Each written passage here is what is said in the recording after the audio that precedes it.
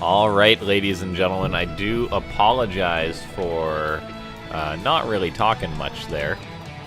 Had a couple of things to take care of before I got into casting this, so I was just on the phone. But here we are with the EPT Americas number 46, I want to say. Yeah, 46 we are at. Wow.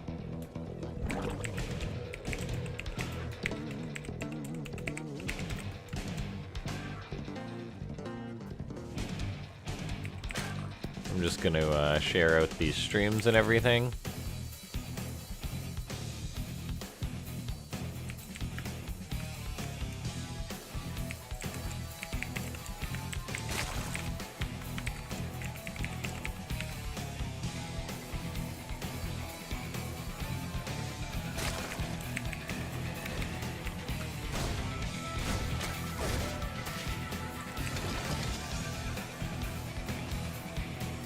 Yeah, so for this game, ladies and gentlemen, we have got, in the bottom left, I'm a little late on the intros, but I've actually cast and he's played in a couple of my cups, this Gamefront Germany, and taking him on as NFG, Shaggy, who I think I recognize this username as well, but it might have been a while since I cast him. I'm just going to share out the stream on Discord, and then we'll be laughing.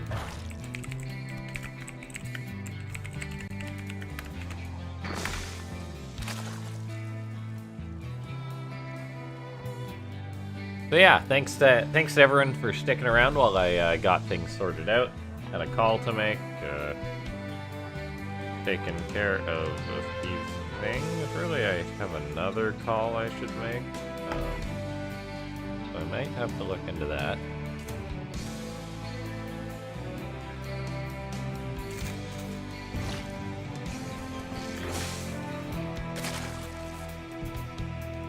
Let me get my coffee into me, and then I'll be going a million miles an hour.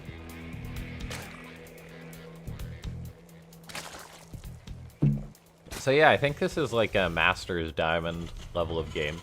Gamefront Germany is going for a bit of an unorthodox build against Zerg, an Armory Widowmine drop. Essentially just forgoing the Hellions is the most notable thing. Terrans don't often forgo the Hellions in this day and age against Zerg. The map control's just too efficient because it allows the Terran to do oh so much more bullying. And that's very important. And yeah, we'll take a look. So this is going to be a Widowmine drop with an Armory. Effectively, if the Zerg doesn't have a Spore, they're going to be tight pressed to defend against it. Here's the first drop moving out. It is a good sign for Gamefront Germany, seeing as how it's heading towards the left-hand side of the map. The right-hand side of the map, of course, having a Spore Crawler there is going to be defended, so the Widowmine drop hitting the natural is actually huge for Gamefront Germany. There's the first mine going to unload. Is there a second mine?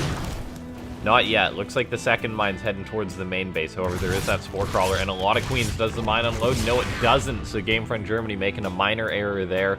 It does cost him a little bit. However, this does force a Spore from Neo. Gamefront Germany, though, is he doing the best job macroing behind this? It looks like the answer is no. He's floating a decent amount of money.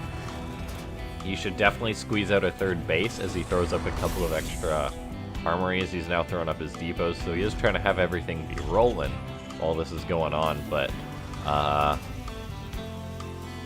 Neo is doing a pretty good job keeping that mineral count down effectively. Here's another Widowmine drop heading towards the third base. The problem is this is without drilling claws, so it puts a lot of pressure on this to make anything happen. The Widowmine is gonna re-burrow, but due to that Spore, it does get taken care of.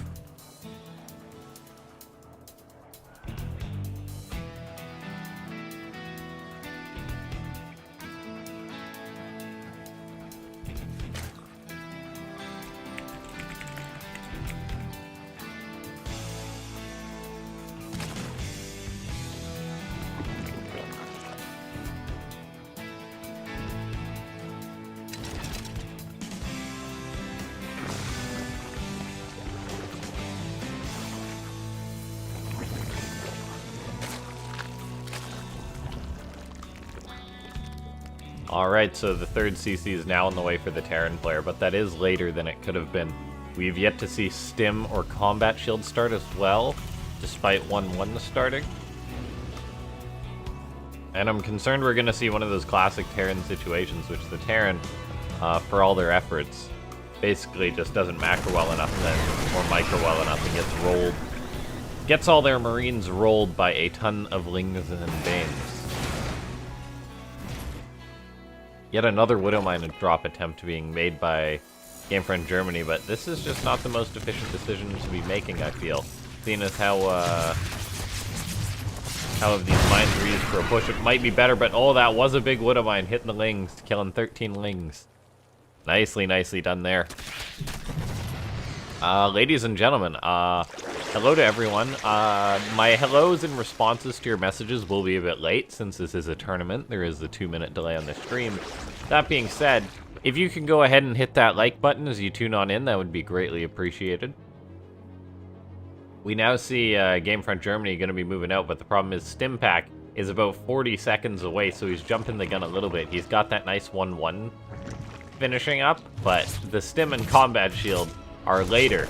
And going for a push without Stim and Combat Shield against Zerg is a little bit suicidal. He's actually got a fairly decent army supply, but without Stim, his Marines are just splitting so slow. Combat Shield might finish up in time for the end of this fight, but it's a little bit too late.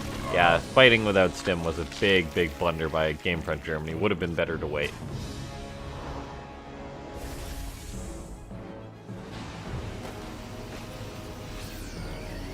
I mean, he is macroing up. It's not like NSG or Neo Shaggy has got such an economy.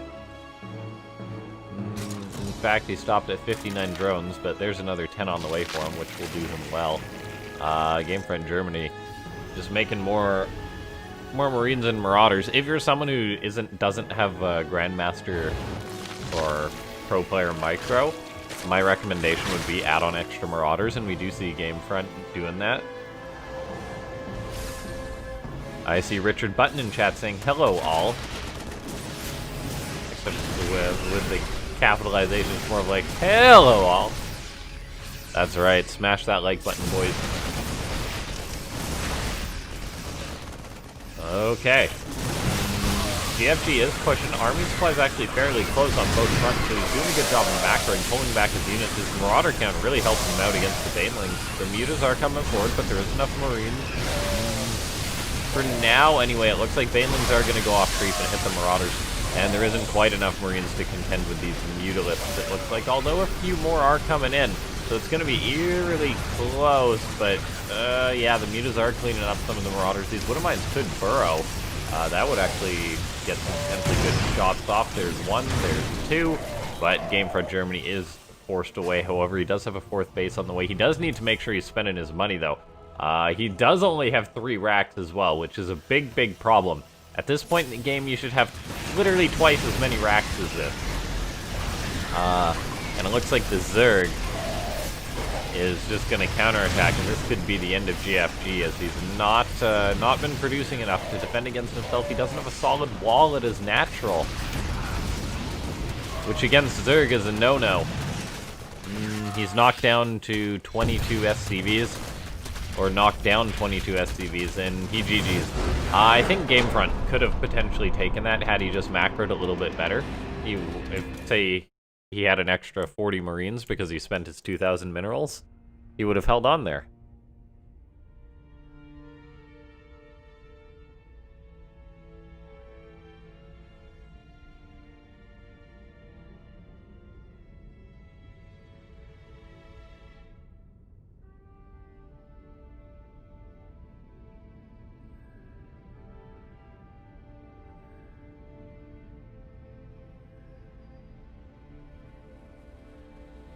GG.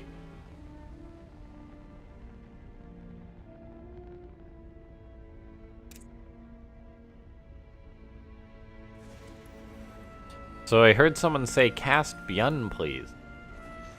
That was Randolph. Is Byun in the chat in the bracket today?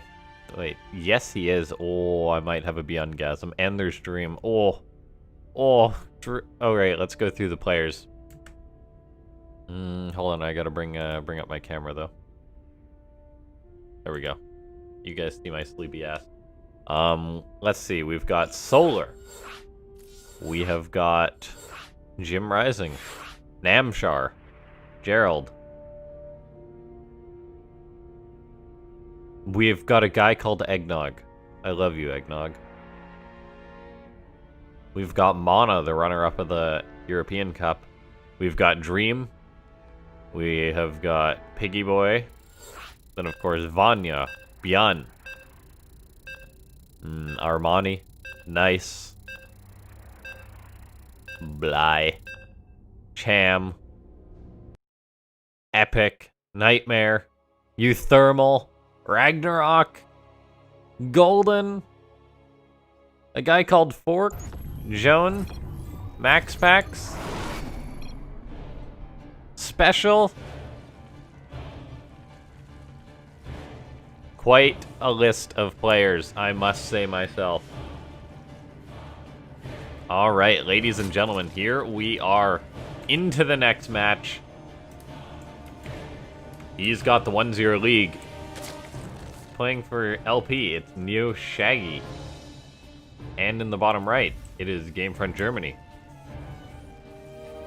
Yes, these most of the matches in these cups are best of 3s. Until you get to the semi-finals.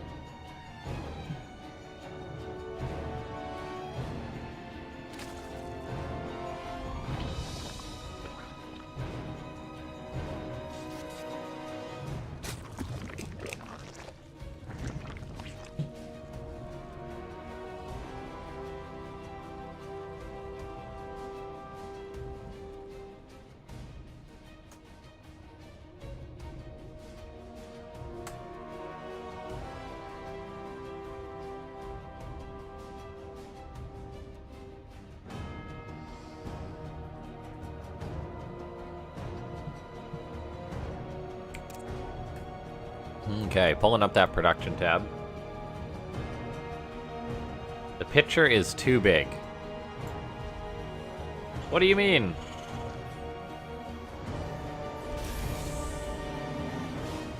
What do you mean the picture's too big, Randolph?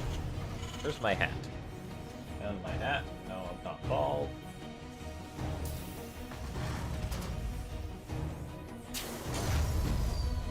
Alright, so we've got another Reaper Expand coming out of GFG. Meanwhile, Shaggy is just going for a normal Zerg opening.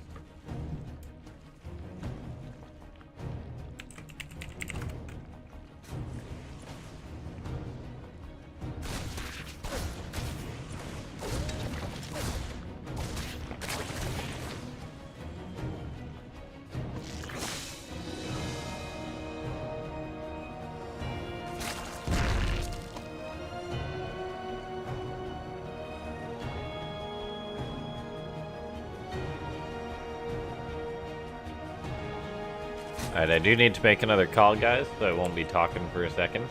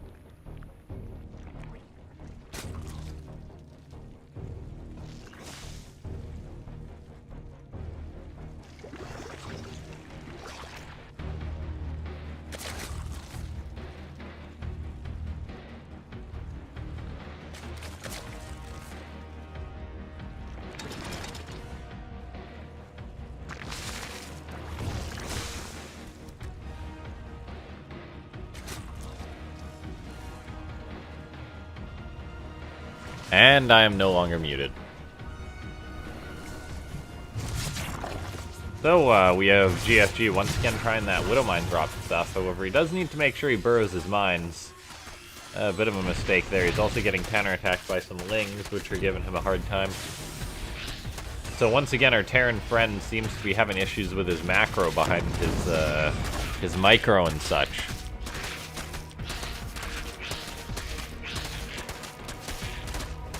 This is America's Why Are Bian and Dream here?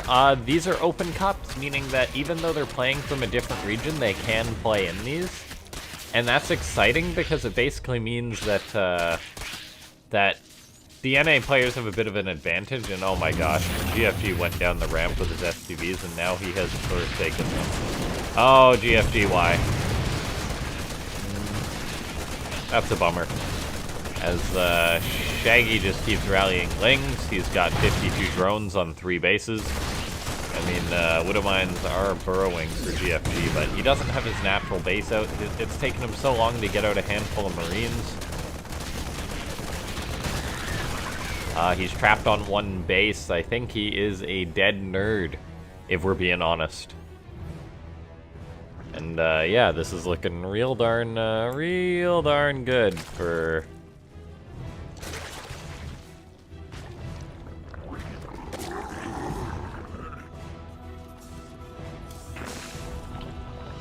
for Shaggy. I think he's just been playing a little bit too well.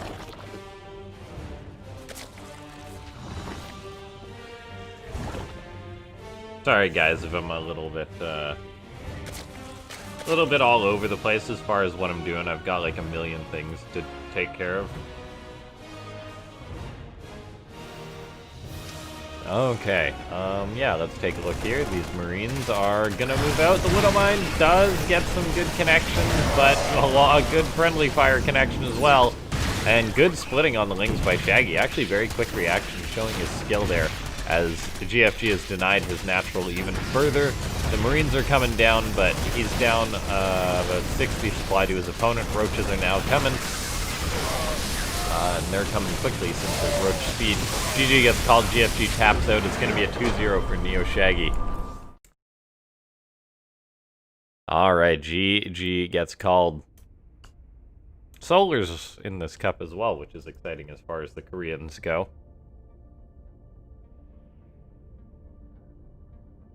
Max Pax is here too. I don't think I called him.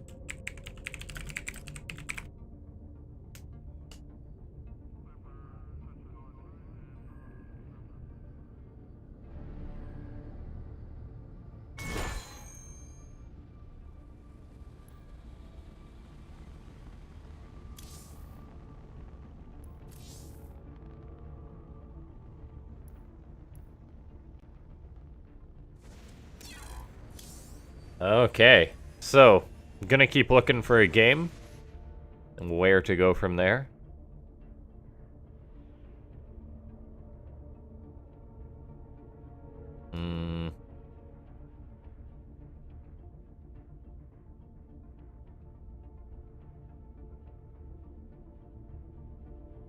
Pig versus Lunar SC, has that started? Okay.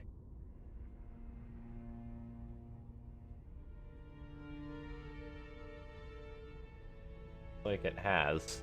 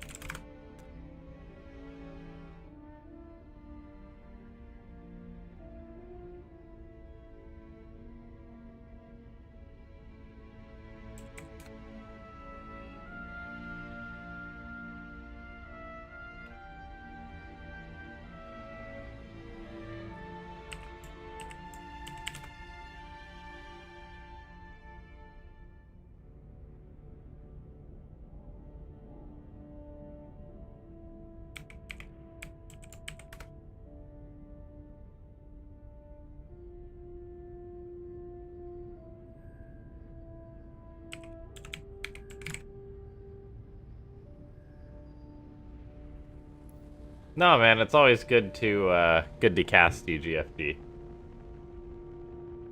I think you showed some good play. There's just one or two spots that you gotta brush up on, and then you'll be there. And it's always good to cast guys that are around in the community.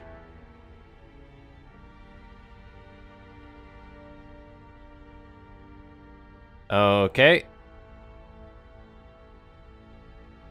How about Eric versus Supremo?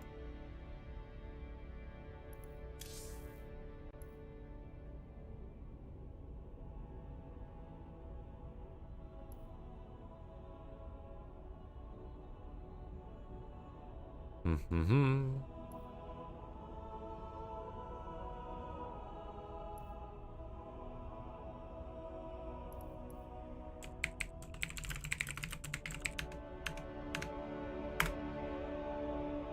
It says Bjorn's out of game. Who's he playing next?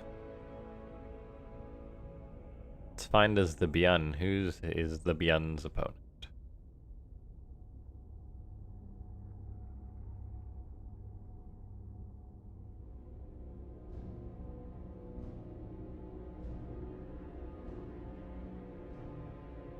Mm-hmm. 3-man game? Yes, he is.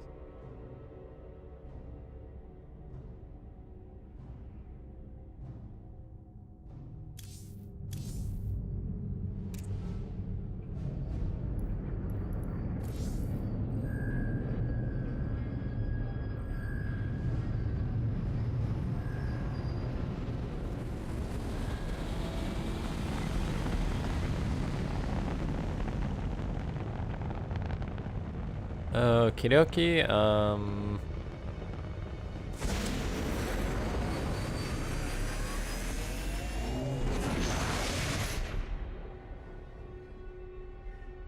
sorry guys, sometimes it can take a bit to find a match.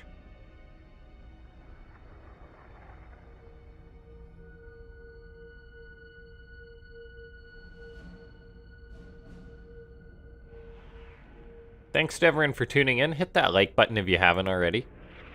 Yeah, just waiting for things to get started, to really get rolling. These cups, they sort of start rolling, and then they go a little bit, but then it looks like they're gonna stop, but then they start again, and then they pick up, and they pick up, and they pick up, and the games get better and better and better. Yes. Still looking, though.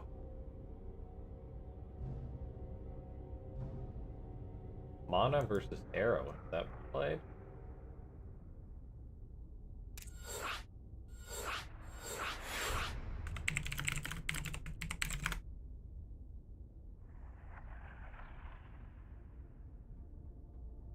Okay, we snuck into a game. Thankfully, I had Mana on my friends list, apparently. And, I saw that he was in a lobby, and I just dove right on in. Okay, so it's gonna be Mana versus Arrow. We got a game.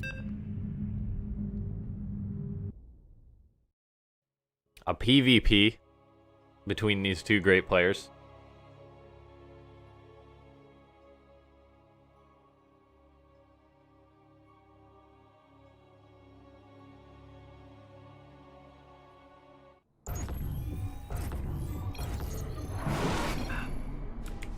As I down the rest of my coffee. Okay, here we are. In the top left-hand side of the map. He is the underdog. He's rocking the classic Nexus. It's Arrow for Team Unidos. A lot of Latin American players in these cups. And in the bottom right, it's Liquid Mana.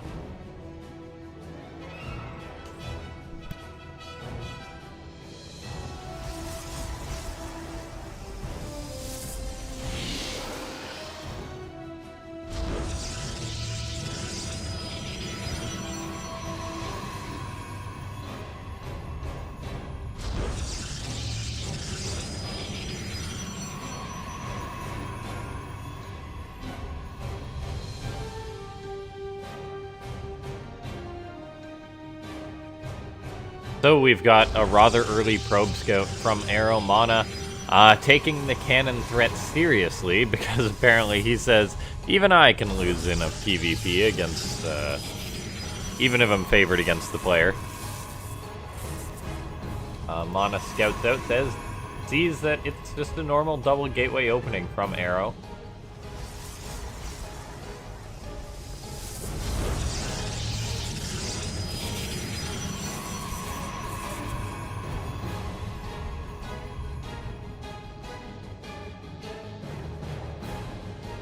Seeing as how it's a mirror matchup, mirror opening, it truly is going to have to be a test of skill between these two. 4 gases being taken by Arrow. Mana, respectively, has got the full 6 miners going.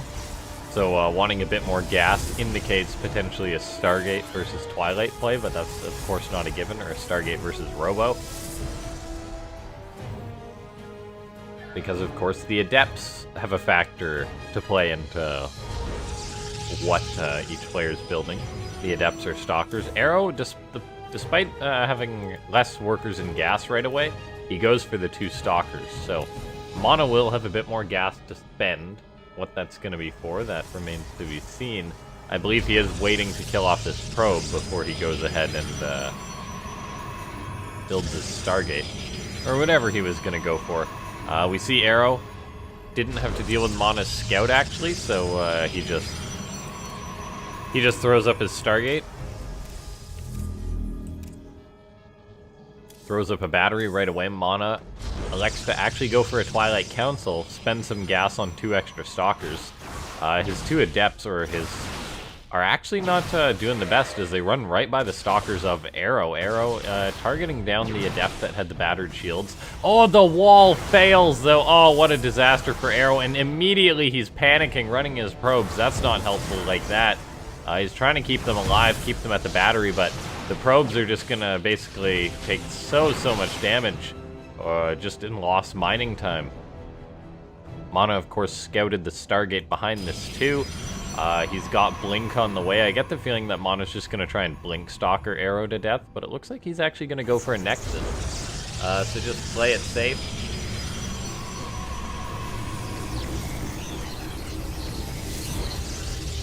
Why is it called the America's Cup? It takes place on the American server. Anyone can play cross-region, but the NA players generally have an advantage in a cup like this. We do see Mana's Adepts getting more probe kills, by the way. So yeah, it's rather good. Oh, and there's a chrono into nothing for Arrow. That's rather upsetting. That supply block. Yeah, so it's rather, it's the America's Cup in the sense that this is the cup that is for the American players. There's a European Cup, which of course anyone can play in. And then there's a Korean Cup, which of course anyone can play in. The America's Cup is kind of the battleground as far as the regions are concerned, though, because the Americas region is actually kind of between Korea and Europe.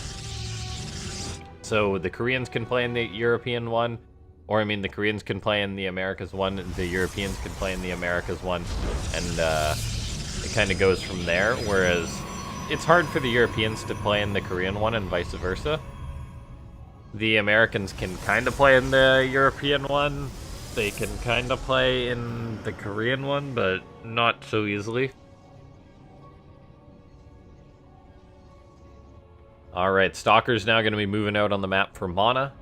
Meanwhile, there's an Observer on the way behind this. It's quite a few units out from Mana. However, there is a Void Ray out for Arrow to help him defend this. He's got a battery, a second Void on the way. Mana's coming in, though, and he's got Blink. Looks like he's going to blink up to the high ground, see what he can grab. Looks like he's going to find 1 Stalker, 2 volleys to kill 2 Stalkers, or 4 volleys to kill 2 Stalkers. He's got the Blink, though, so none of his Stalkers should really die. He's engaging the Void Ray, forcing it back to the battery. The Stalker's maybe going to try and grab a Pylon, grab a Void Ray. Mana is microing these as well as he can. He does get one of the Voids and then moves towards the Natural. Looks like he can just warp in a few more Stalkers and then continue to go on the offensive. This is looking a little bit scary for Arrow. I mean, he's trying to hold on. He's got an Immortal on the way, another Void Ray on the way, so going for a very anti-Stalker composition. However, Mana sees this as freedom to take his third base.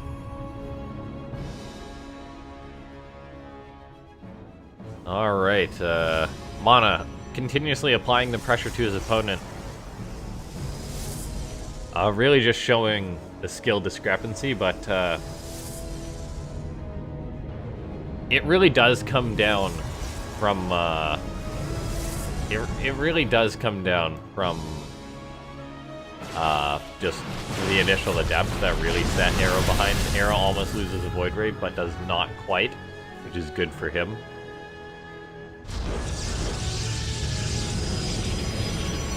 GFG is saying you are even allowed to play in all 3 cups on the same day. There was someone who almost won all 3 cups in a row in one day. I think they won 2 and then came into like the fourth in the third, which is an amazing feat. I believe it was Solar, I want to say. The Void Ray being battery overcharged, staying alive. Mana really just trading out with his Stalkers, but his superior macro allowing him to do that. Arrow has lost all of his important units. Mana's coming back in with his Stalkers, going to apply the pressure to his opponent. The Immortal is here for Arrow to help out. He does push away Mana. He's getting air attack, which is interesting, seeing as how all of his Void Rays are dead. But yeah, I believe it was Solar who was the guy who, I believe it was Solar who was the guy who, managed to win like 3 in a row, or almost win 3 in a row, and that wasn't too long ago. Maybe it was cup number 40. Anyway, we see Mana coming in. He's going to be pressuring his opponent once more, targeting down the Immortal, wants to kill it. The battery overcharge is going to be activated once again to keep it alive, but the problem is Mana is has fully established up a third base. He's got a crazy economy to back this up. He's getting up charge. He probably just wants to end the game now, but Arrow is holding on. He's being rather pesky.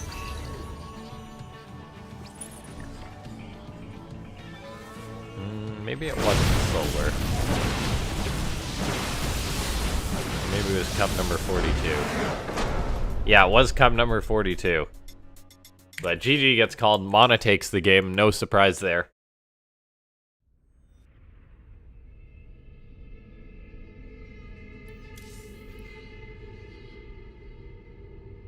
Yeah, I don't play in these cups because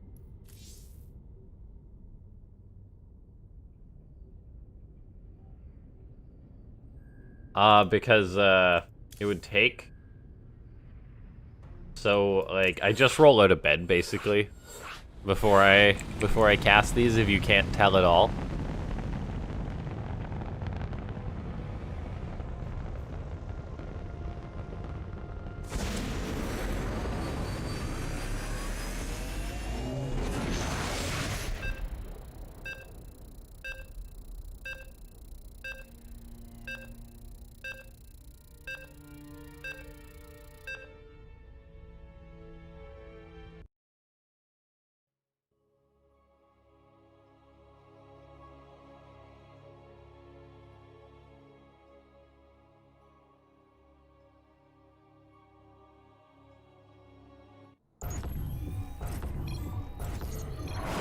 Alright, so here we are into the next game, ladies and gentlemen, of this best of 3.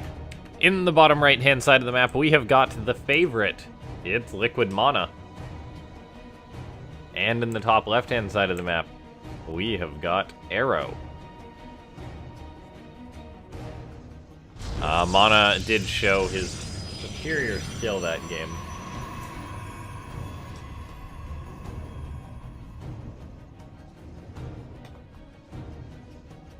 Arrow did seem to have a good idea of how to play. Void Ray Immortal is no joke as far as the style is concerned, but in the end it does come down to who's doing the execution.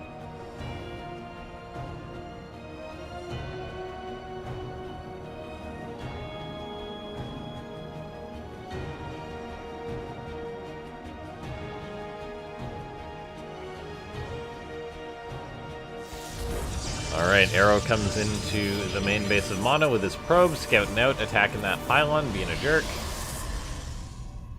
Mana probably gonna return the favor when he can.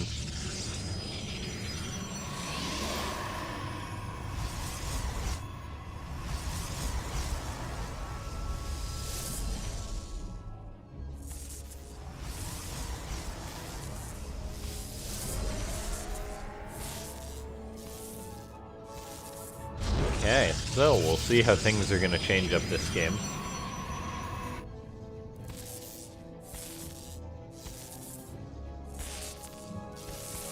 Mana's returning the favor of being a pain with his probe.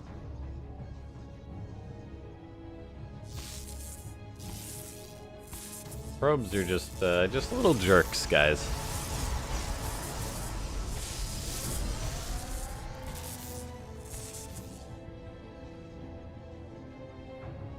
Alright, we'll see what tech each player is going to go for. Once again, Mana is the player with the more gas. He goes for the 2 Adepts. And I mean, the 2 Adepts basically won him the game in that last match. The amount of panic it caused Arrow when they got into his vein was just very significant.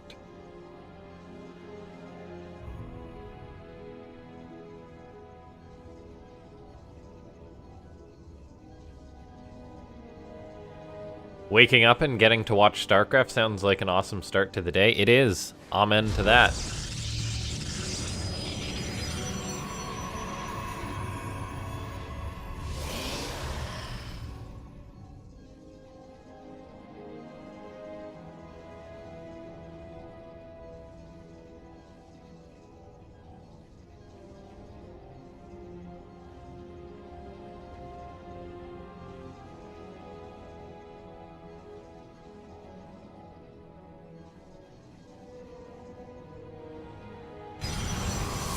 The 2 Adepts of Mana are shooed away. Arrow wants to get up a Nexus. Looks like he does get it up. However, Mana's going to be fully aware of this, but he's got his own Nexus up. Even at a slightly quicker pace. I imagine Mana will just recall the Adepts if they get pounced on, and they do. Maybe no recall available? Or just confident that he can run them away. The Adepts do persevere and get through, however, they will be cleaned up, so that's rather nice for Arrow. Looks like he may lose 1 probe. 2 probes. Okie-dokie. Stargate does get scouted. Mana once again gonna go for Bling.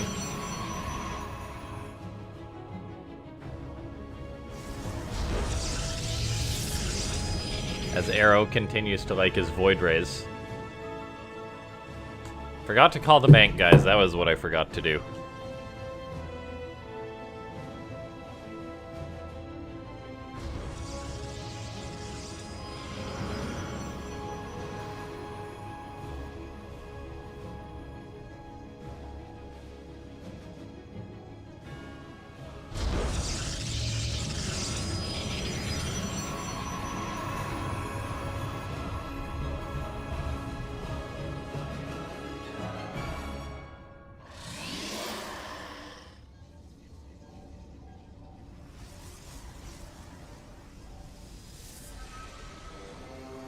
Looks like we've got a charge play on the way for Arrow, so maybe going to be doing some of that charge lot Void Ray.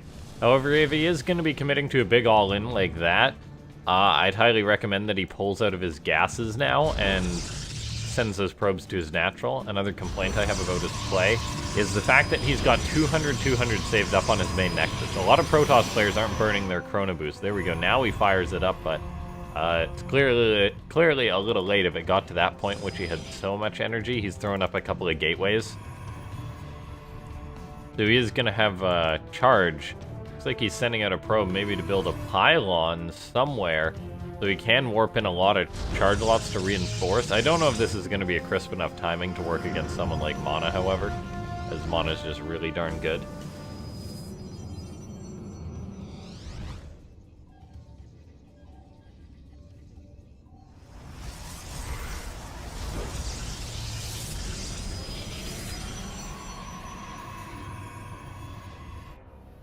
Alright, looks like Mana has identified the probe, is gonna pick that off, shut down that gateway.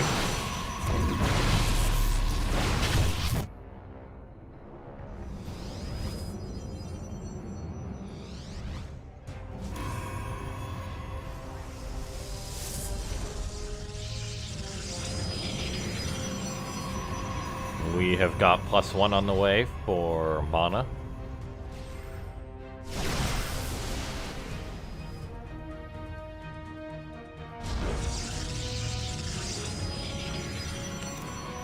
Arrow is planning on going for this big attack, however Mana has of course seen it coming, so he can just micro against the Zealots. Arrow can warp in more and more of these charge lots. He's a little bit supply blocked for now though, but yeah, the big attack's gotta happen. It's gotta happen. He's got no choice but to go in for this. He warped in a few of his own Stalkers to help out. Zealots are gonna try and close the gap. Mana gonna try and just blink Stalker his way out of this like a god. And I think he's completely fine. Supply is even. And Stalkers are pretty darn good when they're in the hands of someone like Mana. Okie dokie.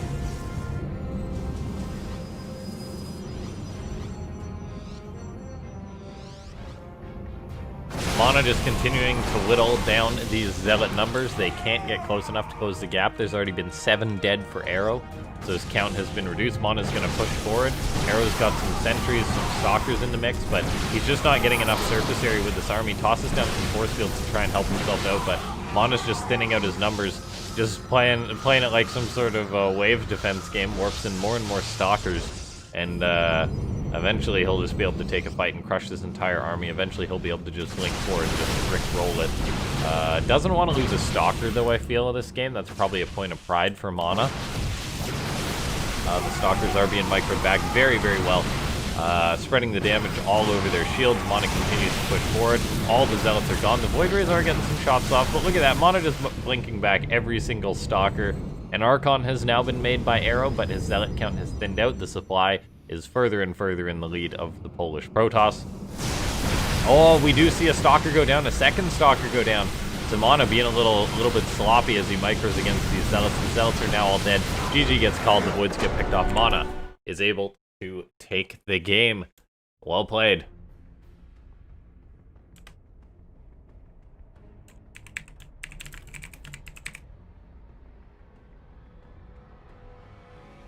Okie dokie. So Mana might will go on to play someone versus Poker.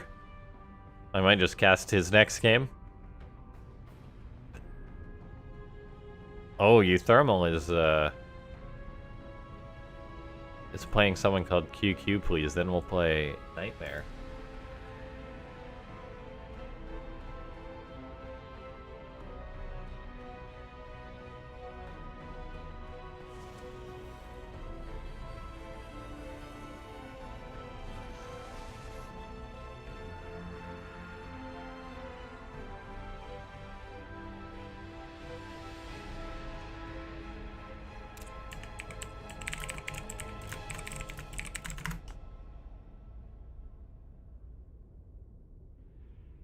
Could be Max Pax versus Eric.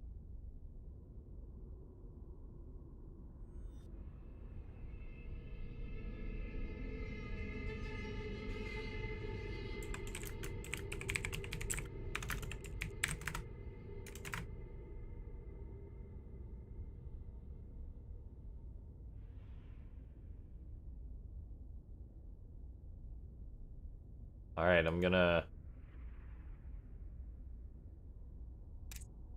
cast Max Pact versus Eric, which will be a good one.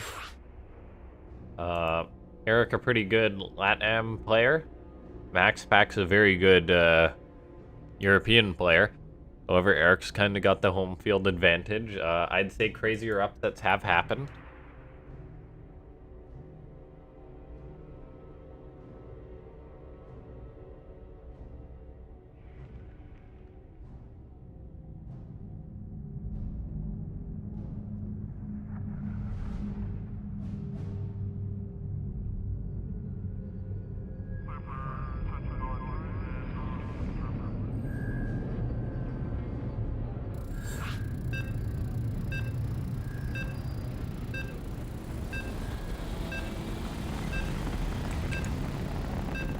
Good luck is getting called.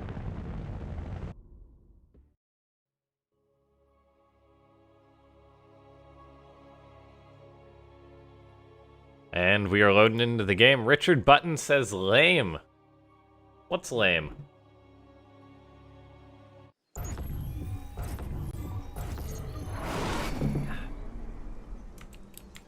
Alright, here we are. In the bottom left-hand side of the map, it is Max Packs, representing Team Exxon. And in the top right-hand side of the map, it is Eric. I believe Eric, a Brazilian player. Guys, hit that like button if you haven't already. Thanks so much to everyone for tuning on in.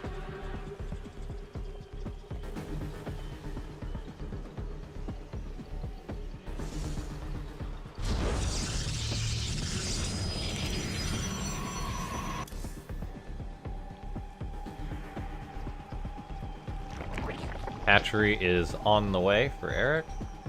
Max Pack sending out a probe. Usual openings. This is gonna be, if you want to learn some fun PvZ, I imagine pay attention to what Max Packs is doing. And oh, look at this. There we go. I definitely did not speak too soon, as it's gonna be a gateway into Forge play. So one of them funky cannon rushes. Potentially. The probes scouting out Eric's base.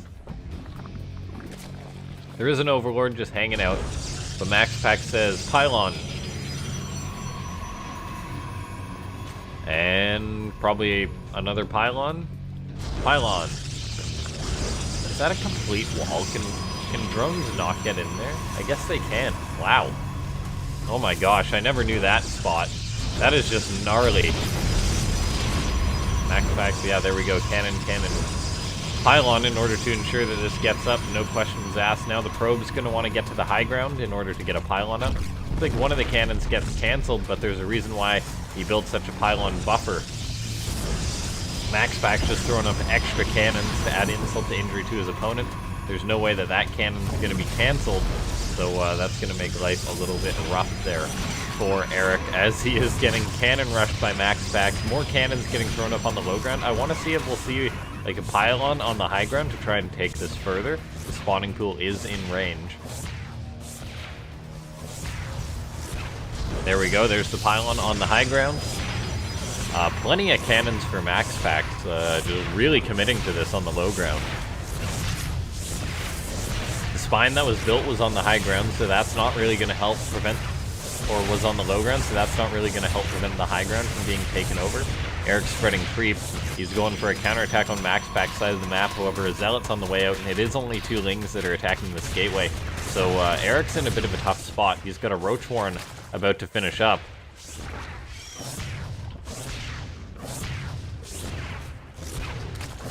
No cannons being attempted on the high ground by Max Pack, which is fairly interesting, meaning that eventually the Roaches will be able to clean this one up.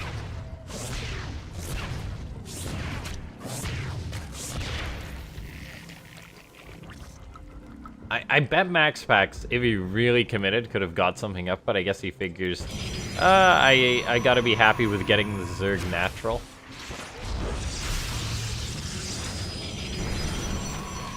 He elects to throw up a battery to be as much of a pain as possible. Good spine repositioning by Eric, however. It's going to prevent that getting up.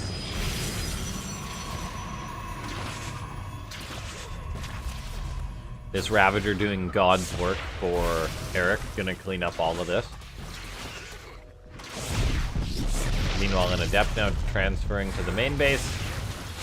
Gonna run away. Like Ling's getting cleaned up. The Adept, she may die though.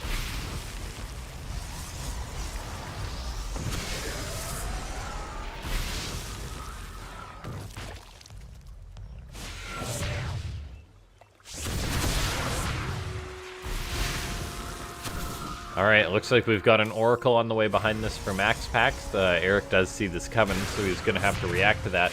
Almost loses a Ravager to one of those cannons. A very slow and grueling process for Eric to clean this up. However, he will eventually get it. Another Adept comes in for Max Packs. The Oracle's crossing the map. There is a Spore on the way, but it's actually a little bit too late, I feel, as the Oracle's going to show up in the main base. And yeah, Eric was not ready for this, so in comes Max Packs, can start targeting down drones, and the time it takes a Queen to clean up an Oracle leaves room for a lot of dead workers. Max Packs is going to get 6 drones. Does lose the Oracle, though, so a bit of a mistake. He's got another Oracle crossing the map. However, it is still 32 probes to 23 drones. Eric does save that one drone. Doesn't save the second, though, as the Adept gets some more damage done. Oracle comes in, gonna kill off one of those Ravagers. Gonna have to be careful as Queen Transfuse saves the other.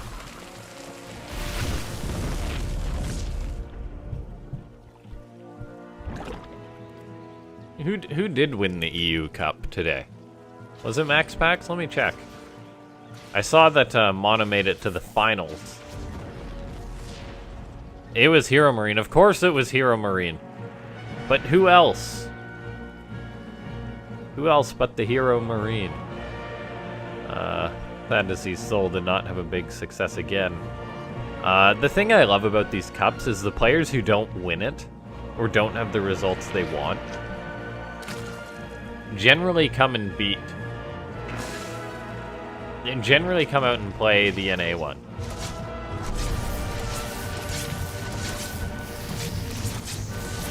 Yeah, the spoilers thing is kind of hard to avoid with these cups. And honestly, if you're someone who keeps up and watches all the open cups without spoilers, I commend you. Because that's like 24 hours of Starcraft a week. That's like a part-time job of watching just the open cups. And then there's everything else.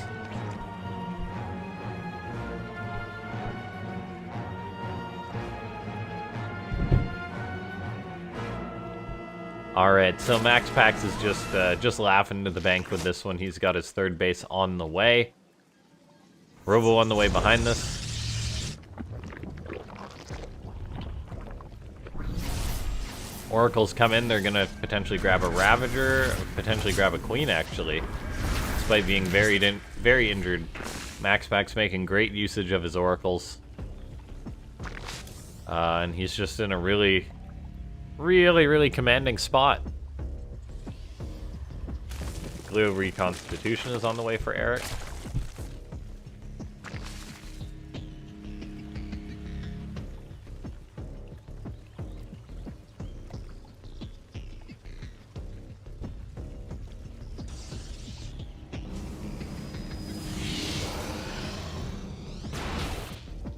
Blink is on the way for Max Pax. He's got +2 coming out as well.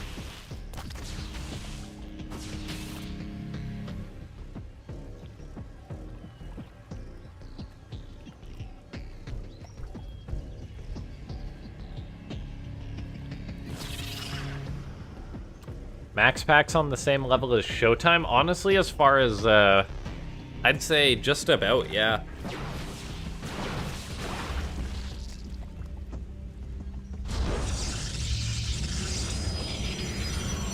Showtime's a little bit more of a straight-up player. But Max Pax is, yeah, I'd say just about on Showtime's skill level. The Phoenix fly over the building spire. Eric actually cancels it, goes right for an infestation pit.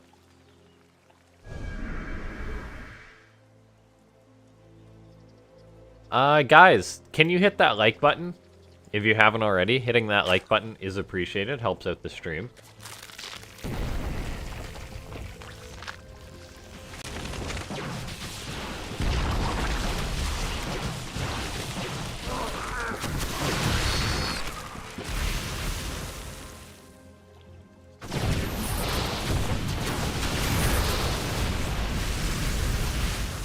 Stalker's Immortals pushing forward for Max Pax, just engaging with superior numbers really than his opponent. The Lings are making things a little bit dicey. However, the Stalkers are so confident they blink forward onto the Ravagers. Oracles with their prismatic alignment helping out.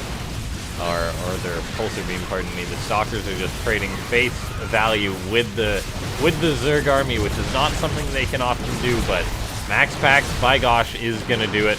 12 roaches are on the way for Eric. He's trying to get out whatever he can.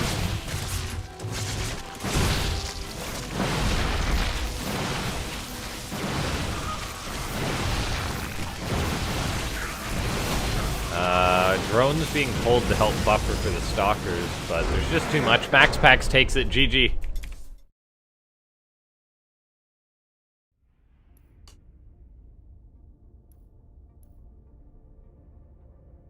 G to the G. Well played.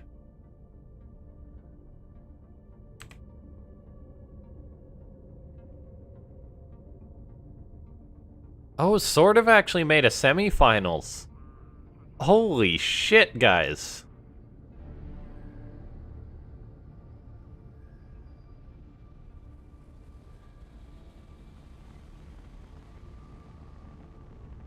Like, I don't mean to... Pardon my French. But sort of beating Goblin and a Laser 2-0, then also beating Vindicta is like his best result in like 5 years. I'm not even kidding. Holy cow.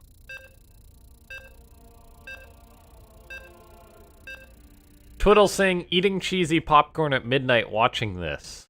All I can say is, the other day, I ate the majority of a large pizza while drunk, and then 6 crumpets, and drank a liter of eggnog. You're fine.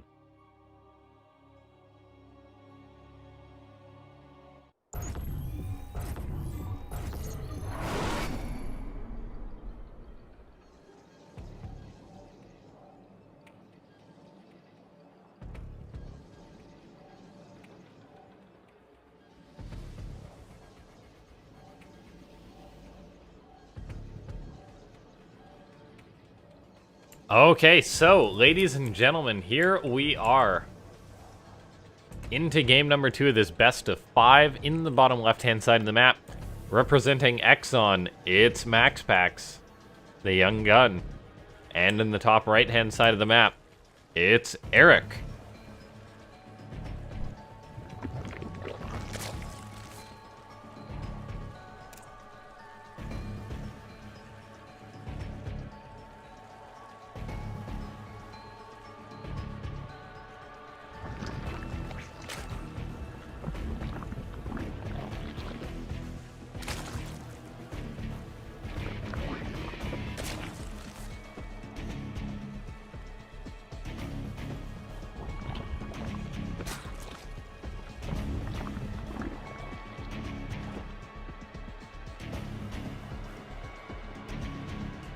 Okay, so we got his spawning pool first for Eric. Max Pax scouts it out, but oh, there we have it.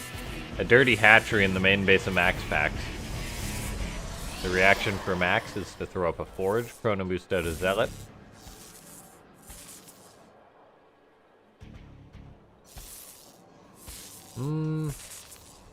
Max Pax isn't pulling more probes on this. He might be waiting for a specific timing. Till it's kind of like the point of no return for the Zerg before he pulls probes.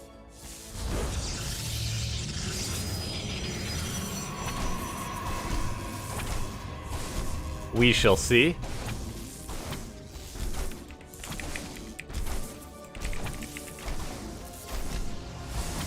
Sorry, and I'm just pulling up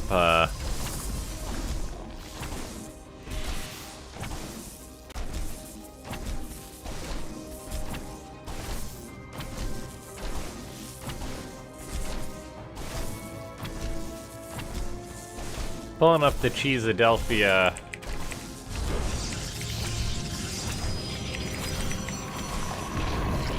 There we go, Cheesadelphia Winter Championship 2021. Pulling up the qualifiers.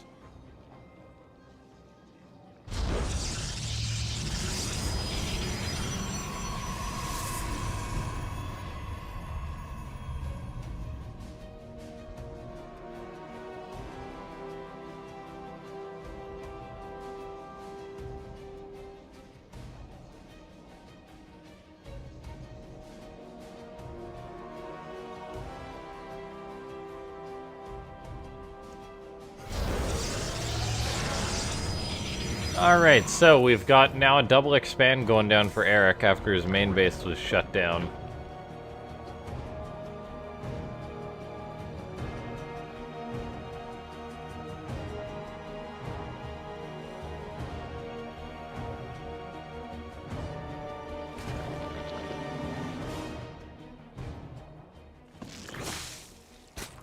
MaxPax does just have his natural base on the way, so it's not like Eric's super far behind.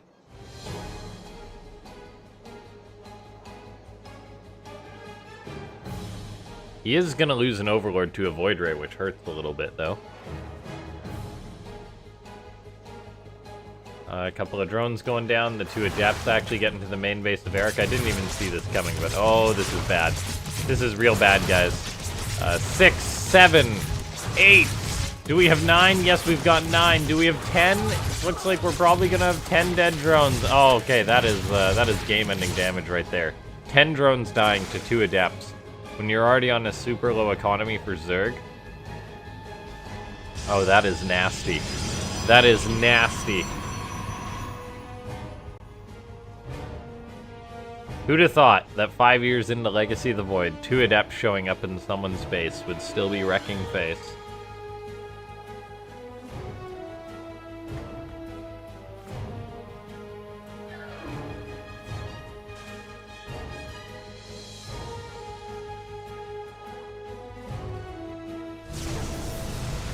Void Ray shows up for MaxPax. Gonna be killing off another drone. The drone tries to save itself in a spore, but it just dies instead. The Void Ray gonna potentially grab another prismatic alignment, cut that down. Yes, he does. Hurting Eric even further. 3 dead drones. The Void Ray then gets out. This is really, really painful for Eric. MaxPax has just been abusing the heck out of him. Am I casting Cheesadelphia? No, I'm not. That would be an honor to cast Cheesadelphia.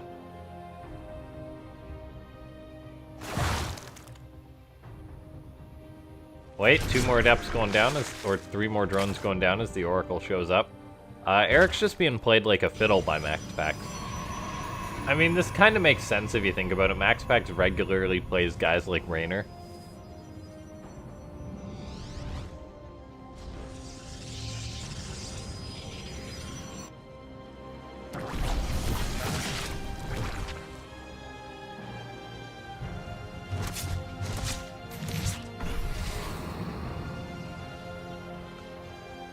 Oracle shows up, then shows out. We've got Pneumatized Carapace on the way for Eric. It seems a little bit late though, as MaxPax has got a lot of Adepts crossing the map. Eric is gonna try and hold on, but he actually fires up some drones as opposed to some more Lings, and he's got to deal with 11 Adepts showing up at his base, and he's got 5 Lings, guys. Let me know how this is gonna go. The Void Ray crashing down the wall with the Prismatic Alignment, great usage of that. The Oracle and the Void Ray actually sacrifice themselves to bring down this wall. That lets the Adepts get into his opponent's base. There's no Roaches on the way for Eric. Queens are doing what they can, but they shall die too. The Adepts just cutting everything up, really. The Adepts now in the main base going to start cutting up all the drones there. 11 drones dying just like that. God, that was quick that all those drones died. The natural base is now going to be getting ravaged by these Adepts, which will show up. There's some Roaches out, but I don't think MaxPax really cares at this point. He's pretty much just saying, my tour of America is going very well nicely as I stop by Latin America and destroy the top 4 Latin American player. 18 dead drones. 19 dead drones. Yeah, Eric's in a lot of trouble.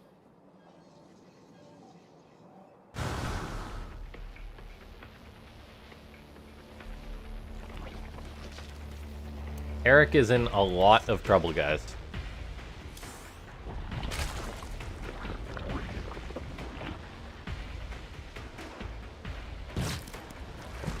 He's gonna try a queen drop, and I guess maybe just rally Roaches across the map, but the Adepts show up again. They're gonna kill off a drone. They're gonna get to the natural base. There is some Lings here to get on top of them. Of course, Max Pax is just going to target down more drones with lightning precision. 4 dead drones.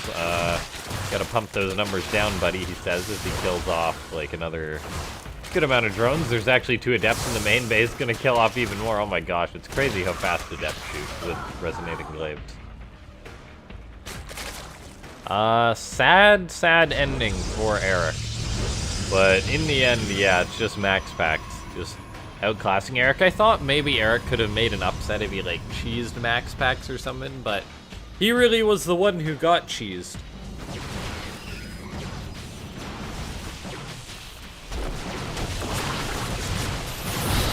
Force fields go down, queens get forced to evacuate as that one queen's locked in there by the donut. Max Pax microing with his prism, showing us just how good he got at this game. Dispatching Eric like it was nothing. GG gets called. Well played by Max Pax.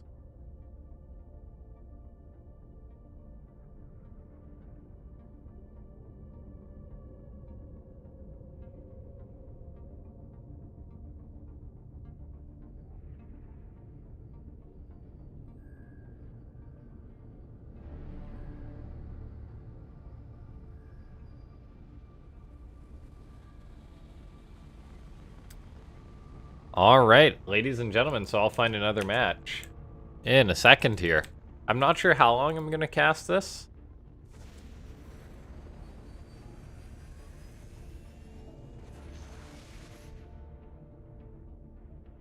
Who does Max Pax face next?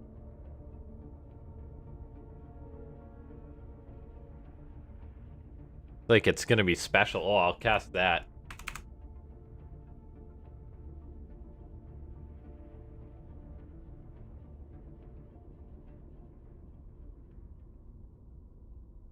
Who's Bjorn playing?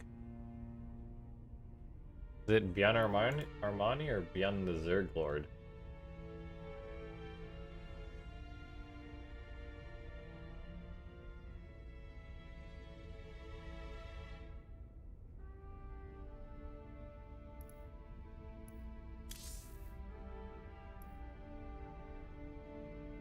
Max Pax versus Special is a repeat match we've had here, I think.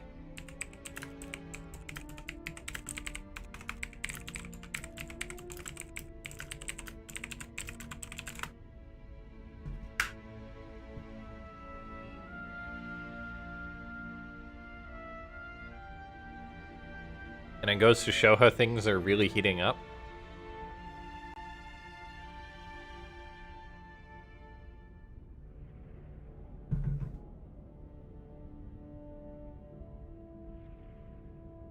I think last time I cast this, it was very Max Pax favored.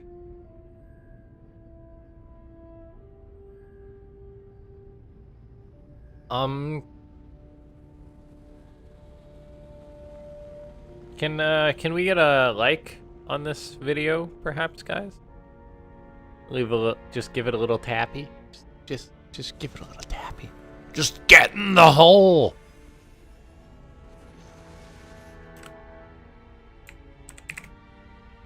Forgive me as I slowly delve into insanity.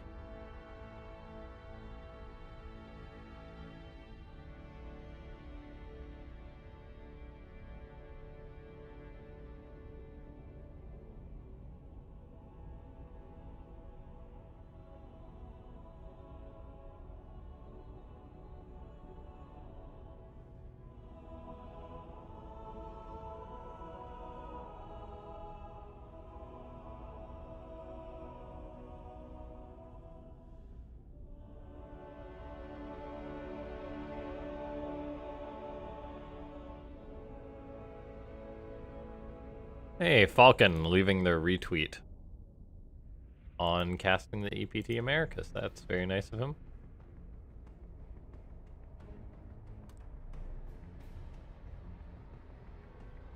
Love your voice. It does me good, Twiddles. Thank you. Pancakes it says must go by. Bye. Yeah, I'm not stressing my throat too much as it actually feels a little sore today. Sometimes I wake up with a sore throat.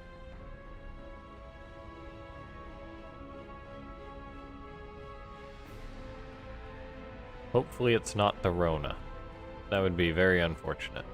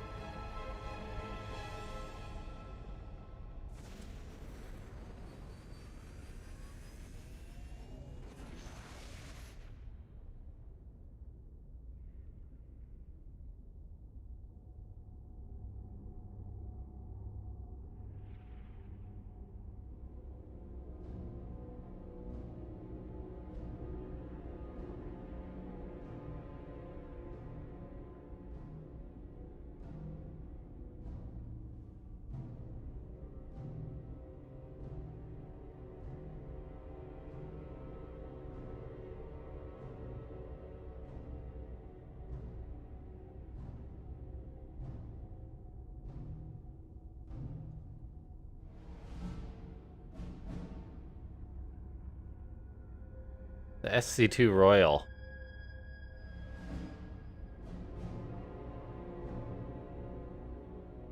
Is having a very cool event.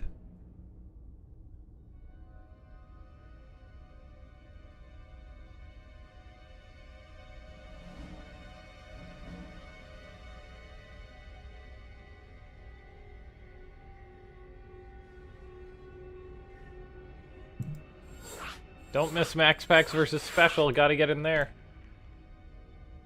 Or apparently they left.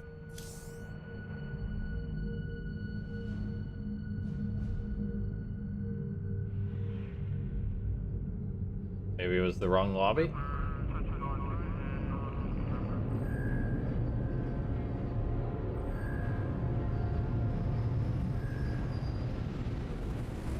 I hope I didn't miss it.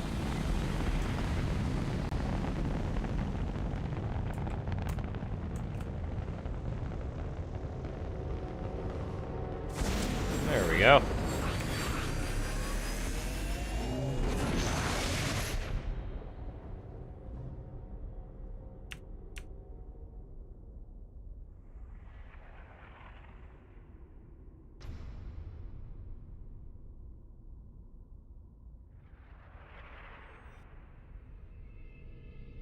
Wait, is the laser on Cascade? No, I guess he's just a mercenary for that event.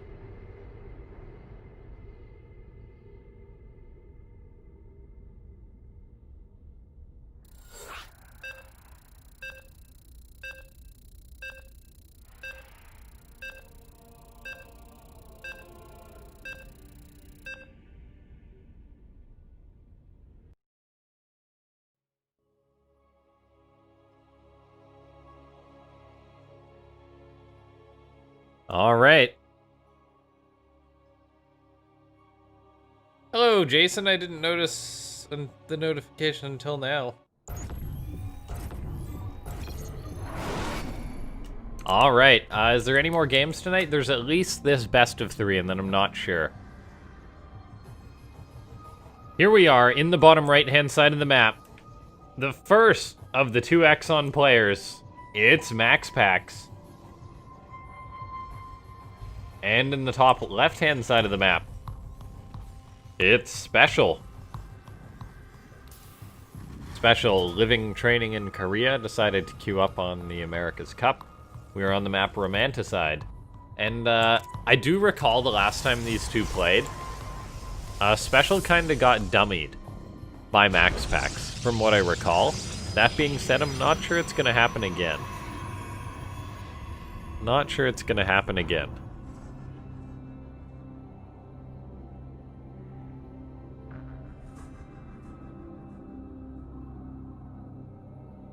I wanted to play an SC2 Royal as well, but I didn't find a team. That's a bummer. Did they have it open to just anyone? I think they did, but... yeah, playing... I used to play it in team events way, way back. I had some fun with it. Oh, is there actually South African teams? That's cool. Looks like Max Pack's being a jerk with his probe at first. Has special pull a lot of SCVs. Oh, Max Pack jukes around. Really wants to block that command center. Just make special hate his life as much as possible. Special sends out that SCV. Where's it going? Is it scouting out or is it proxying? Looks like it is scouting out. I was just about to say, like, Max Pax, I think, knows what 1 + 1 - 1 is. So he can do the math that an SCV that leaves the base and doesn't show itself is proxying. So yeah, no surprise that Special just scouts with that. Max Pax hanging out with his probe, just waiting for the opportunity, waiting for the Reaper to move out. Looks like the probe will meet its end, though. Maybe being a little greedy with that, not hiding it at all.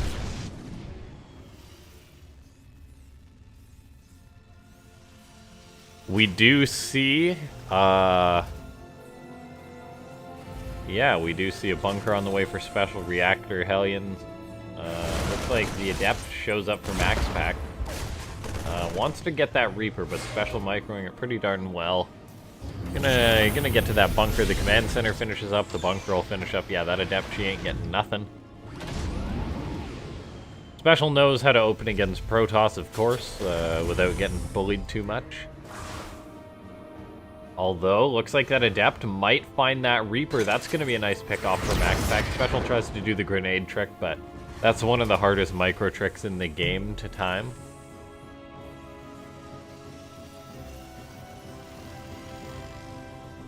Alright, let's see. Starport mine on the way for Special. Going to begin the dropping phase. Max Pack has got the 2 Adepts out. However, when there's a bunker for the Terran, you can't pressure at all. Max Pax, though, he just caught the Reaper. Oh, hesitates with the Adepts for a second, but then Special hesitates with the Hellion. Maybe that could have gone better for either player, but you could play even if you had friends with you. Oh, okay, yeah. That would have been cool to do, but who knows? Maybe I'll try and join a team and play in some team leagues sometime in the future. When I have more time, when I establish more of a routine. Oh, Max Pax commits with the Adepts. That was definitely not worth it. Trying to open up the door for his Oracle to get some damage, but looks like he gets just one SCV. Tries to grab a Marine too, getting whatever he can. Max Pax is so quick. So darn quick. However, that particular move did not work out for him. Special's actually going to be going for a battle cruiser. A battle cruiser like a madman. BC rushing Protoss is just nutty. As Max Pax comes in with his Oracle, he's going to see something's maybe awry. He goes for a revelation, but he does not see that it is a full-blown battle cruiser rush from Special. Special hasn't started the BC yet either. Throws up a 3rd CC. There we go. Now the BC is on the way, but he's supply blocked. It's building now. Max Pax is looking for this. He maybe figures something is wrong based off what he scouts, but he's like, huh, what is it? What is it?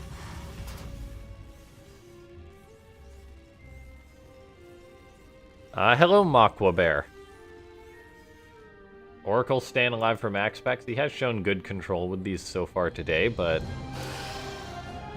guys, Max Pax could quite literally just die to a battle cruiser.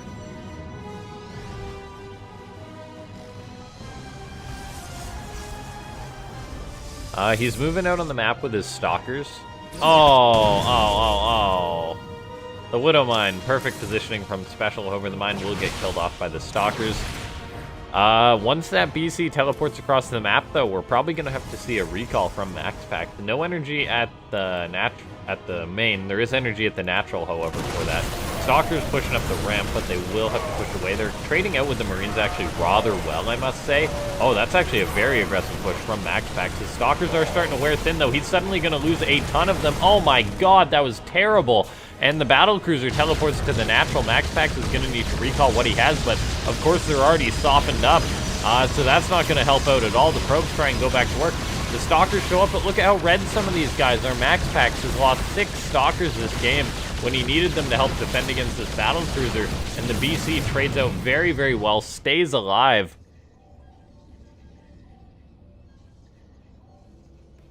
Oh my gosh, that was ridiculous. Special keeps the BC alive with 10 HP. It looks like he's going to try and sneak it out. No, that's playing with fire. As Max Pax sends around 2 Stalkers, he's looking for it. Does he get it? That would be huge for Max, and it looks like he will. So all of a sudden, he pays for some of those Stalkers he lost. That was still worse than I think it should have been. I mean, Max Pax did trade out. He killed off 10 Marines with that push, but keep in mind he had lost like 5, 6 Stalkers going for that, so he flew a little too close to the sun. LaughNgamez, are you a Supernova fan? I checked your Twitch and you recommended him. Oh, does Twitch actually recommend based on what I watch as a viewer? If you're on my channel, or I think it bases it off what you watch. But I used to be a huge Supernova fan, guys. Like, Supernova was one of the guys I watched when I was really getting into Starcraft 2. Every day I'd watch his stream. Every darn day. Yeah, I was like the biggest Supernova fan there was. That was back when he streamed more for an English audience, though, and I kind of had to take a hiatus since life happened. And now we see Max Pax going for an attack towards the 3rd base of Special. Special trying to secure this up. I mean, he had a couple of tanks, but the Zealots and Stalkers are pretty darn good against non-stim bio. The Stalkers and Zealots moving forward, gonna try and pick off the tanks. The one Phoenix that Max Pax has lifts up one of the tanks. The Stalkers can blink on top of the second, are able to get it, but Max Pax did trade out a lot. He's now gonna BC at his natural base, but Max Pax did keep Stalkers at home to help defend against that. Looks like actually all the Stalkers of Max Pax died off, however, so I'm not sure that was worth it. The BC teleports out for Special. Wow, what an engagement. This game is crazy between these two. This is why I wanted to cast this. Special making quite a mistake, though, with his SCVs not having them mining. He corrects that after a second, though, so it wasn't too bad at all. He's now got his 1-1 upgrades on the way, whereas Max Pax already got his +1 attack done. His +1 armor is on the way too, so they will be at equal supply. We see Special getting up his 5 factory production going soon. He's got out a couple of BCs. Guys, do you want me to go into the rant of how I think mech is hot garbage, or no? Can we all just pretend that Special's being a unique, brave innovator by playing this style? We see Max Pax poking in, but then he pokes out after getting shot by a bloody tank. Some Zealots running towards the 3rd. I'm not sure how much damage they're going to get done, but at least a couple of SCVs due to friendly fire from the tank, but not much at all. Zealots do make it into the main base, however, as the Prism gets taken care of, but there's going to be a lot of dead SCVs before these Zealots are cleaned up. That's 10 dead SCVs for Special. Looks like Max Pax tried to push in towards the 3rd, but that didn't work out too well for him, but still getting 15 SCVs is no joke. The tanks for Special are doing some good work, however, but we see Max Pax is getting up to a 5th base. But Max Pax has been trading out very, very, very poorly. We take a look at the resources lost. It's 8,500 lost to 4,500 in Special's favor. So Max Pax has just taken some very poor engagements, and he can't push up to the front. Like, what is he bloody doing? Max Pax losing a ton of units. Pushing into the tanks again and again, making mistake after mistake. Now Special is going to be securing up a 4th base, which is a big no-no. If you're the Protoss, you want to try and deny that as long as possible, and if Max Pax knew that this base was getting up, he'd shut it down no problem.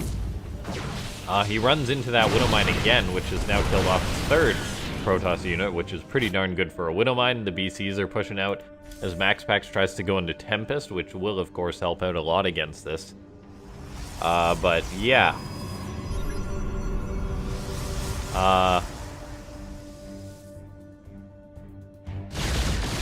Let's take a look. A recall from Max Pax to try and deal with these BCs. However, it is 3 battle cruisers, which is no joke. They really start to trade more efficiently. There's the triple Yamato cannon from Special. The Tempest being out for Max Pax could potentially lead to one of these battle cruisers being picked off. However, do the Tempest start getting shots off? Looks like the answer is yes, but the battle cruiser stays alive. The Tempests don't have an attack upgrade, so they don't deal that much damage. Special, though, I mean, he was totally sneaky getting up this base. So he's got up a 4th, he's now got up a 5th. And that's just going to do him really darn well, whereas MaxPax has taken so many poor engagements that this has given Special free reign to macro up. And the worst part about this is that if Special wins this game, it's going to make some people who don't know any better think that Mech is good.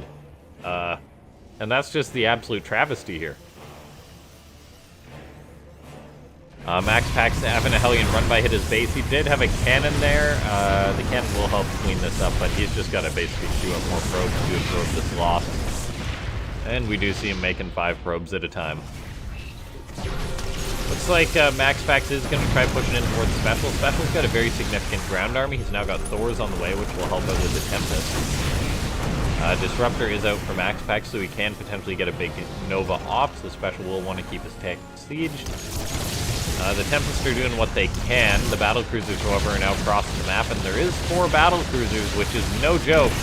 As MaxPax tries to pick off this Kiev, looks like he might actually get it, so that's a rather big mistake by Special not repairing that. Of course, MaxPax may lose a base in the process. Looks like that battery does get targeted down as the Stalkers do basically no damage at all to the BCs, as they're still just +1 attack.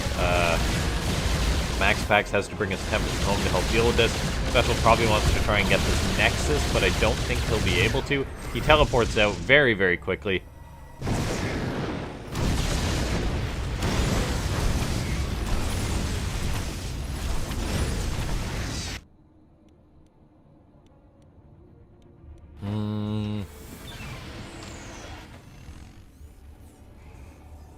Yeah, let's take a look here. We see Special, he's heading towards 2-2, whereas MaxPax, I mean, only has got +2 air weapons on the way. Nothing to help his ground units, which is a little bit disturbing. Special is really pushing on in. Or Max is really pushing on in, I mean. Loses his Disruptor, however.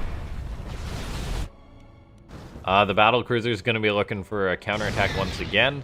MaxPax does have up a 6 base. He is repositioning to deal with these. They're actually rather injured for Special too, so he could lose one. Tempest does find a battlecruiser. Yamato Cannon gonna take care of that. Stalkers do blink. MaxPax does target down one of the BCs. Does he get a second? Looks like the answer is gonna be yes, because the battlecruisers aren't quite off cooldown, so Special loses all 4 of his BCs. I mean, he can replace those.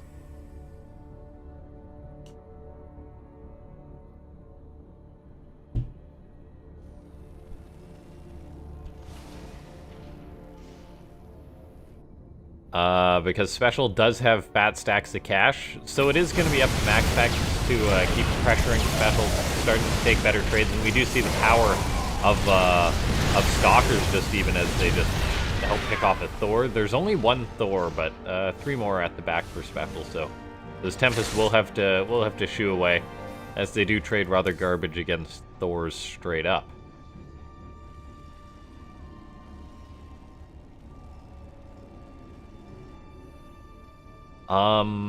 We see Special, he's getting up his 3-3, which is really going to help him out. Zealots for MaxPax, I think, scout that base for the first time, which is going to hurt him a little bit, seeing that. He's going to say, oh no.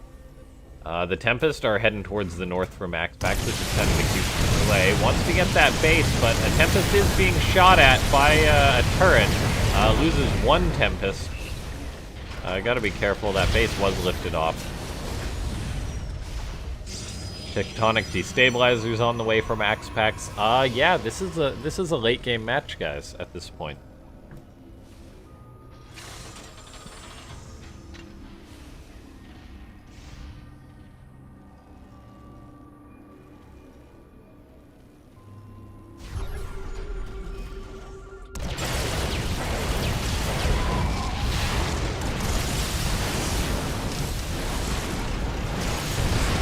Now pushing forward, figuring he's got the best army, and honestly, his army is looking pretty scary compared to MaxPax's.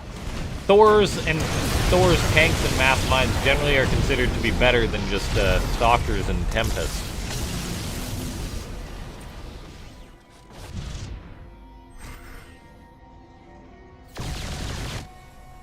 Yeah, let's take a look here. Max Pax really doesn't have anything going for him. I mean, at this point, you do want more Disruptors or even Psystorm to help out. He's got a couple of Disruptors, but he doesn't really have anything that's going to help him deal with the tanks or the Thors. He will need some good Novas. Loses another Disruptor. Yeah, guys, this is just Max Pax, like, playing an aggressive style, not getting enough damage done to the meching Protoss, and not going into an army composition that's better than this mech, which has got 3/3 upgrades soon. Looks like Max Pax is gonna go for it. Stalkers into tanks and Thors. The Disruptors do get targeted down by Special, so that's no good at all. Looks like a fair few of the tanks have gone down, so the Stalkers will do okay against the Thors, as they're actually not half bad against them. Max Pax is going to lose a lot of his units. Both players with pretty significant banks. We do see a lot of charge lots warping on in, which may be enough to clean this out, but the Zealots don't actually deal much damage to the Thors, and with the tank support, Max Pax is going to be closed upon and destroyed by Special, it looks like.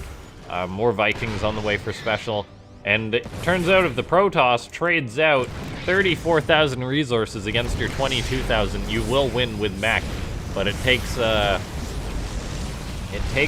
some different kind of Protoss play to allow this to happen, and then Max Pax not being ready for this push, not having like Psystorm on the way behind this, because I will say Psystorm's not actually bad against mech.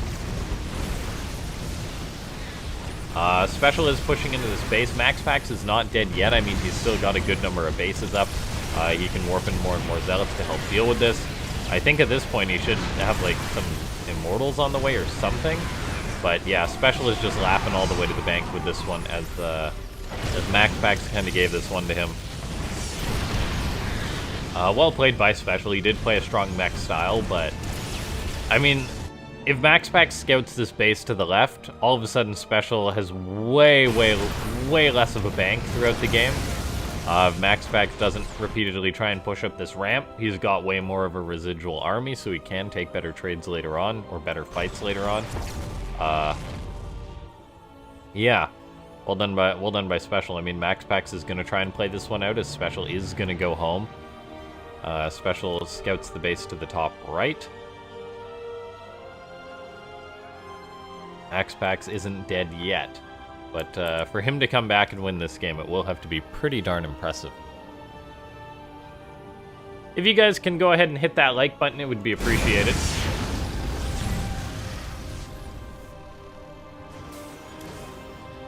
DTs for Max Pax are out. They're going to blink on top of those Hellions, just cut them right up.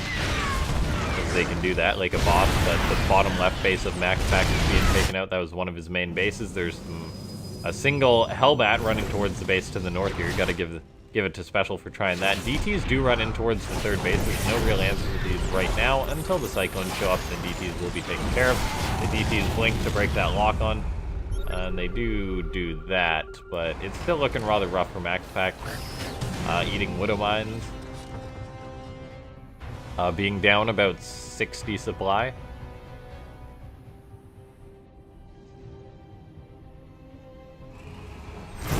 Stalkers try and pick off the Cyclone, but that doesn't work out too well for the Stalkers. Special is slowly trying to close in on and destroy Max Pax. Max Pax just lost all 3 of his Disruptors.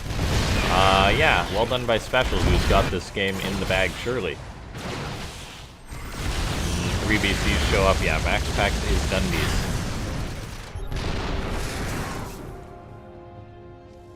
The battle cruiser is going to destroy this mining base to the north. That's really going to leave Max Pax with no economy. GG gets called. Yeah, well played by Special. Able to get the win there. With some unorthodox mech play. Okay.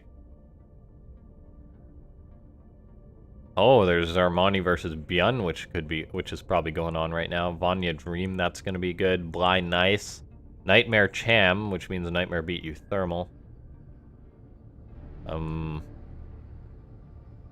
Special Max Pax going on, of course. Yeah, this bracket continues to develop, ladies and gentlemen. Namshar Solar. Mana Geralt.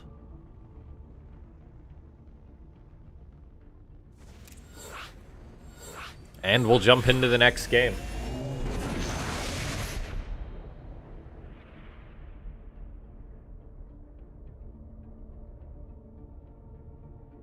Yeah.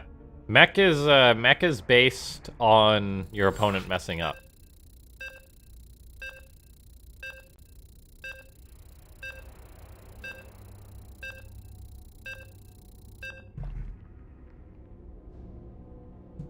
I do believe that if the Protoss player knows how to deal with mech and has an overarching plan, I think they will win most games.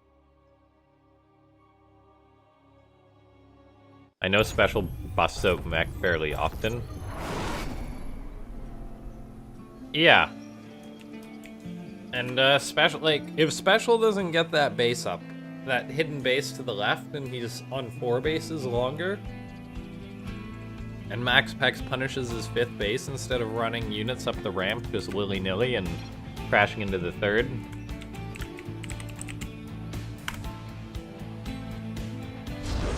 Alright, in the bottom left, it is Max Pax. And in the top right, it's Special, and he's doing the Max Pax special, guys. We're watching Max Pax do the Max Pax.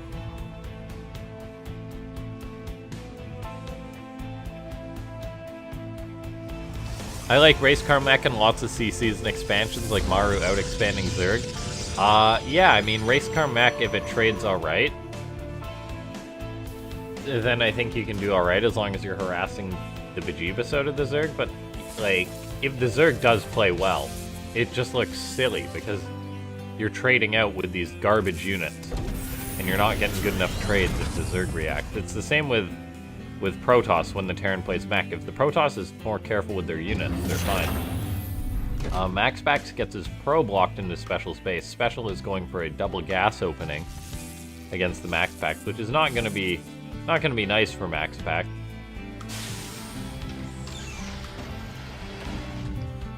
Max might want that SCV. We'll see if he goes for it later. He wants the probe out is what he wants.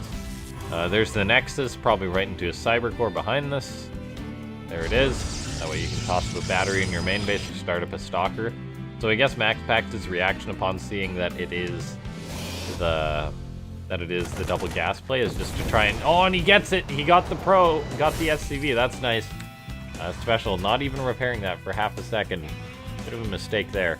Yeah, Special now scouting out, gonna find the gateway. But, yeah, Max Pax realizing that Special's on 1 base, double gas, isn't gonna be prioritizing this because, of course, there's no command center to cancel. He's gonna run up the ramp. Say, hey, it's the supply depot. You can't go up there. So now he's gonna make a Stalker. We'll see if he throws up like a battery at home, but I guess he scouted there was no Reaper, so he doesn't need to worry about that.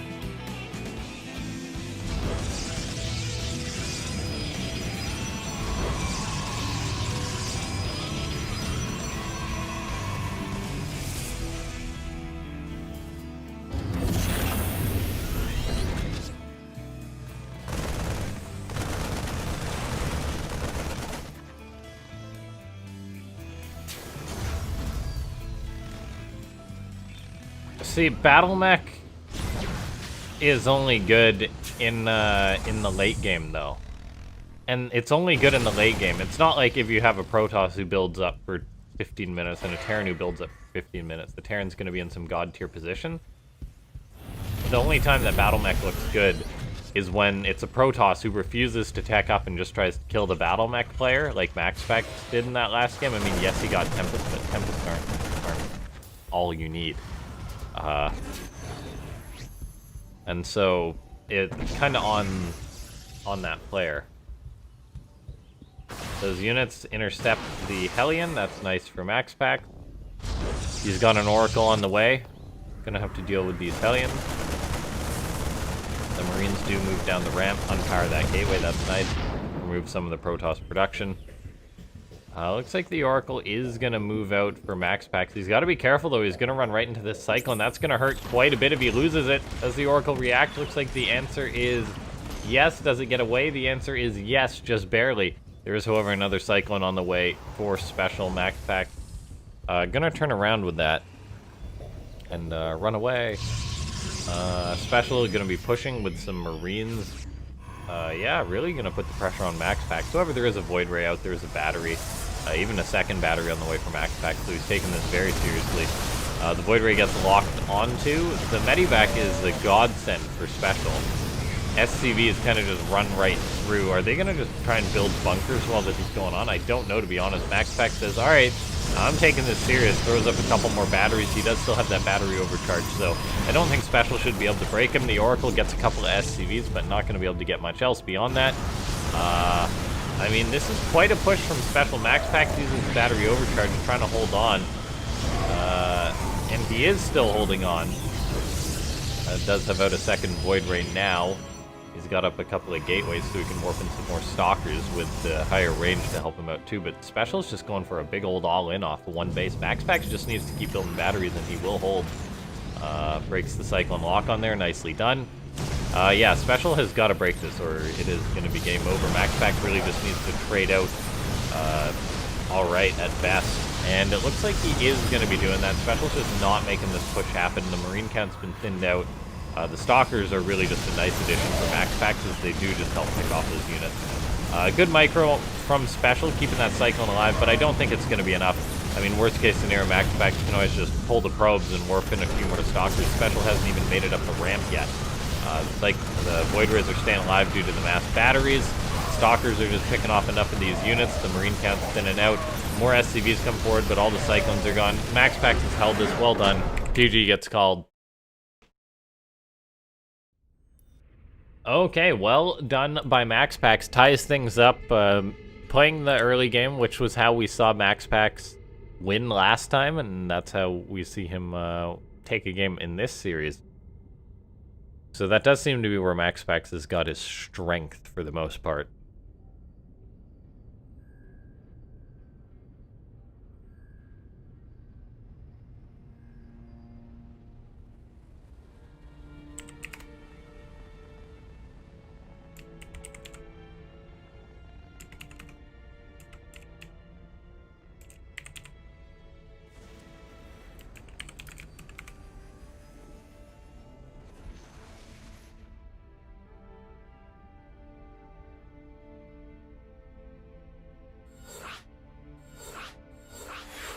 And we're into the lobby.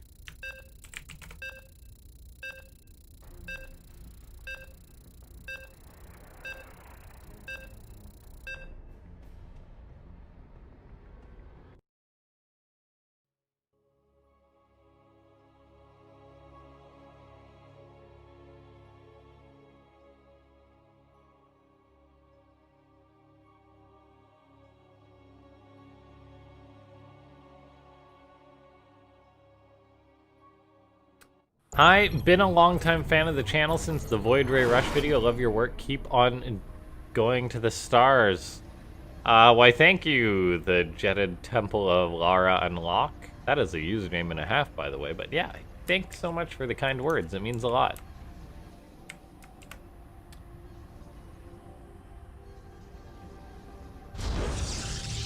Game paused. Specials claiming PP.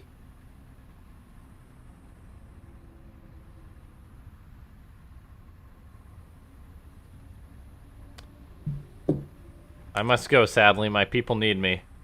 Well, your people are lucky to have you, is all I'll say.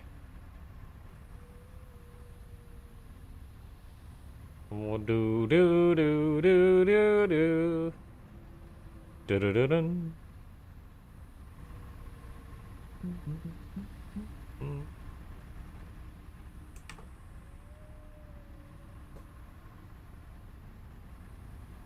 Should MaxPax just unpause the game, guys? Has Special taken too long?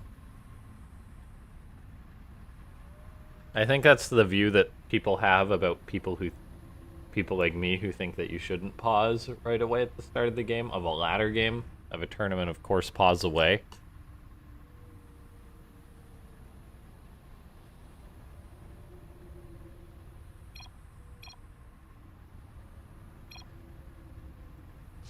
And we're off to the races. As MaxPax sends out an... Is he gonna MaxPax Special twice in a row? Oh my god. There's not a lot of players in Starcraft 2 who have had a build named after them. But MaxPax is a god. And he's done it. Like, I think that there was a few. There's like a few, right? Like, you think of the Innovation 2-2 push. But as far as other things go, like, it's just really darn good to have a build named after you. That's like such a unique build too. Like, people might attribute like the 4-gate Adept play to Zest when he bopped Serral with it at IEM, but there's not a lot of like actual straight up builds that are just like that, you know?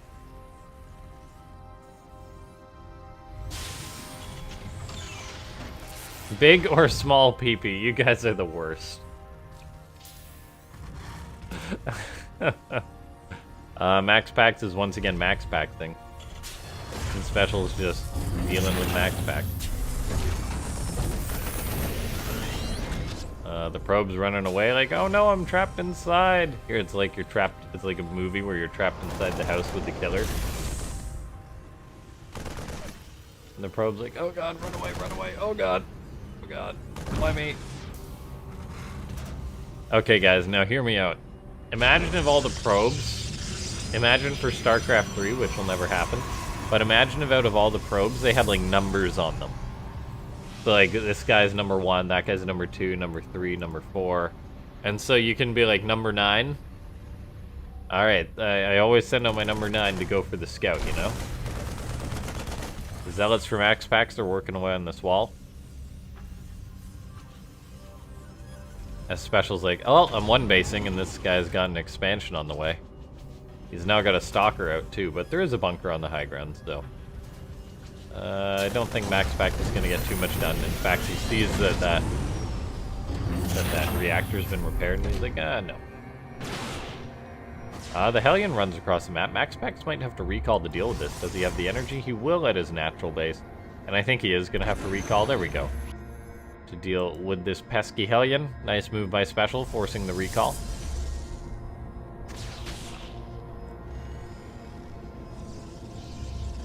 There's an armory on the way for Special, so going to be going for one of those Cloaked Widowmine drops. Max Pax does have the Stargate play coming up. He is a very Stargate-focused Protoss.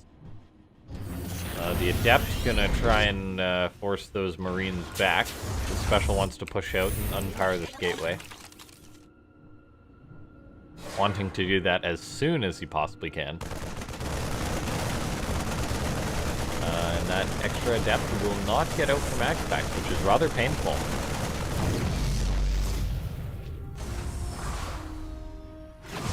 That Adept finishes the Shade, but that just means she's gonna die. The first Widowmine drop's gonna move out. There is an Oracle on the way, a battery at the natural, of course. This is not gonna be super easy for it to be a rock-solid defense.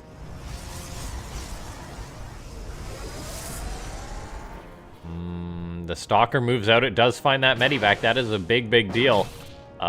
One Stalker isn't going to be able to take care of it. Of course, this is going to set Max Pax up to have a quicker reaction. He's going to see the mines coming in. He sees that it is just, that it is now a cloaked mine, so he's going to have to deal with this. Does the Phoenix lift up the mine? No, it doesn't. That means that it is indeed going to require a revelation by the Oracle to clean up both of those Widow mines. There's the one at the natural, which has not been cleaned up. The Oracle does not have the energy to deal with that. The Max Pack's taking a little bit of heat from this. Special's going to go for another Widowmine drop. Is there going to be an Oracle getting queued up? Looks like some more mines going to be unburned. Max Pack did not deal with that mine at his natural base. There's now another one unloaded. Multiple mines unloaded all over the place. Max Pack does clean up the Medivac, which is nice. However, he needs another Oracle to help deal with these mines. There's a Revelation which cleans up 2 of them. There's one hanging out at his natural still. Special, keep in mind, did delay his CC a lot to go for this push, ladies and gentlemen, so it's not like the natural base is completely, or it's not like Max Pax is completely behind here. However, Special's going for yet another mine drop. Max Pax, is he in position? The answer to that is a no. So he's going to have to split his probes once again against this. He doesn't lift up any of that. And the Widow Mine's getting 11 probes. Max Pax not reacting at all. Engaging the mines in the center of the map. Big mistake. Oh my god, 19 probes. The ones at the natural fired again. MaxPax losing everything. Oh my god, he just gets wrecked. Yeah, that's it for MaxPax. Yeah, guys, say goodnight. He's dead. He dropped the ball hard on that one. Oh my god, what a disaster by MaxPax. That is just an unmitigated disaster. MaxPax wants to try and push Special now. He's like, yeah, I'm dead, man. And Special just knows he did so much damage. Widowmine hits a Phoenix. Oh god, it's a hard life being MaxPax. He never got a second Oracle. Just, that's so greedy, trying to deal with cloaked Widowmines when you just with a single Oracle. He does manage to tag both those mines with a Revelation. But, oh my gosh, MaxPax is so dead. So dead, guys. It's not even funny. Special's getting a bio, and there's just no way MaxPax will outproduce this on his current economy. Like, it's gonna take a major goof up from Special to lose this game. Special's even throwing up 3 missile turrets. He's like, it's gotta be DTs, man. Even if it's not DTs, I mean, this will help against the Phoenix. He's got out the couple of Vikings, too.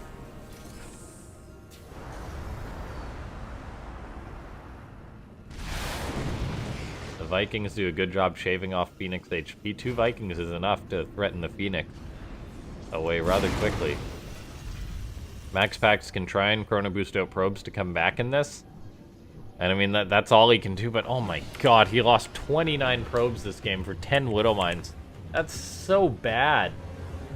Oh, I just don't understand how MaxPax didn't react to that. Not only to the mines recharging in his main, but his natural. He's now going to try and get up a 3rd. Like, does he just have to get up a 3rd in a Dark Shrine? And then just make a ton of Zealots and DTs and hope that he can create enough chaos or something in the game? Like, I think that's got to be it. Like, he should it be a Dark Shrine on the way for MaxPax? I know that Special's got turrets up, but... And then just hope Special, since he's a 2-base Terran, doesn't have the energy to scan against, like, three DTs warping in separately. Viking does get caught by the Phoenix. That's nice. We see MaxPax now having to react to this. Does grab a Widowmine. Phoenix, or Sentry goes down, unfortunately. He's now going to have to warp in more and more Zealots. Special's pushing out. He doesn't have +1 just yet. If MaxPax takes a fight before +1, that might be his window. The Phoenix and Oracle's coming on in. The Zealots closing the gap as much as they can. The +1 not being here is actually a huge deal. The Oracle's putting out as much damage as it can. It looks like Special did jump the gun a little bit on this fight, so the Phoenix are coming forward. They're lifting up individual Marines. They're going to be able to potentially grab most of the medivacs, and it looks like they'll be able to do that exactly. And this is going to push Special home. This is going to give MaxPax a little bit of hope. However, his Phoenix got to avoid that Widowmine. MaxPax barely holds on there, and that was all he could have hoped for. Nothing more. He's entitled to nothing more in this game, but barely surviving. He's got a long way to go in this game still. He's warped in some High Templar to make an Archon. However, now he's got to commit to try and save this, but the problem is there's still Widowmines with Cloak for Special. So MaxPax throws up a Robo finally. That's quite a bit late. Special scans the 3rd base of MaxPax and says, wait a second, how do you have a 3rd if I killed all those probes with the Widowmines? So Special is actually going to go and try and get more kills with Widowmines. And I think that's a very beautiful call. MaxPax has got another Oracle on the way, realizing that he needs more detection. Yeah, that was actually just a miracle defense by MaxPax. If Special doesn't overcommit there, he waits for the +1, maybe waits for a few more units, he's completely fine. He's still in an incredible position, but MaxPax, he's a little bit closer to staying alive in this game. Just barely. There's now a Widowmine dropping his natural. Does he react? Oh my god, no MaxPax. No. Okay, good split. Just barely splits. Holy cow. Yeah, MaxPax is going to get back to mining. There's now a mine at his natural. It does get lifted up, so that'll be taken care of. There's still one at his natural base. I repeat once more, there's still one at his natural base, underneath the probes. Oh god. MaxPax, please. MaxPax, please. MaxPax, please. Oh, fuck's sake. Oh, 5 dead probes. MaxPax is making God's work come true by lifting up up all those mines still and catching another drop, but the mines have really punished MaxPax this game, and don't tell me it's gonna get another shot off. Where's the observer? It's at its special third. Okay. Wait, MaxPax accidentally lifted up a probe. He needs to get that back to work. Army supply, it is evening up. So MaxPax staying alive. Staying alive for now. However, he does mainly just have 8 Archon and Zealots against this Terran army. He's got to lift up the mines. He does remove them from the equation, which is going to help out. The problem is Special can kite back indefinitely. And yeah, that's exactly what he's going to do. Special's just going to stim and stim. The Phoenix do need to pick off the Medivacs continuously. MaxPax warping in another couple of Archons is really nice. Really help tank against this Terran army. MaxPax does have the armor on the way. He's got a Robo on the way too, which I really do like. Oh my gosh, this is such a nail-biter for MaxPax. He's made a fair few too many mistakes this game, but he's staying alive, just barely. The concern is, Special's going to have 2-1 upgrades soon, and the +2 attack is really going to make the Bio chew through these Zealots, even though they're getting +1 armor on the way. And then there's going to be Ghosts with EMP. That's really going to complicate things for MaxPax. I do like the fact that he's getting out a Colossus. No extended Thermal Lance starting for this just yet. MaxPax starts his +1 attack too. He's getting up an extra Robo. Are we going to see extended Thermal Lance? That is a question. MaxPax still has got a long way to go. His Prism being out on the map, actually able to delay this 4th base command center pull Special away, is actually huge for him. He's got the Phoenix out on the map to the center, Zealots to the south, and that Prism to the north. Every second that MaxPax buys in this game is huge for him, I must say. There's the Zealots doing what they can, but we saw how many swipes it took those Zealots to kill that single Marine. That's just going to make things more and more complicated for MaxPax. He's going to have 1 Colossus in this army now. He definitely can't fight before that. He's actually going to take an engagement. The mines get lifted up on the front once again. They are going to fire off, and MaxPax does end up having to retreat. He does have a Colossus. He's pulling home. That Colossus is going to have to be a godsend in this fight. I mean, the Archons can be healed by a battery overcharge. Special charges forward, but oh, the Colossus is going to be picked off like it's nothing. Special is losing a lot of units on the retreat, however, due to the stim, due to just,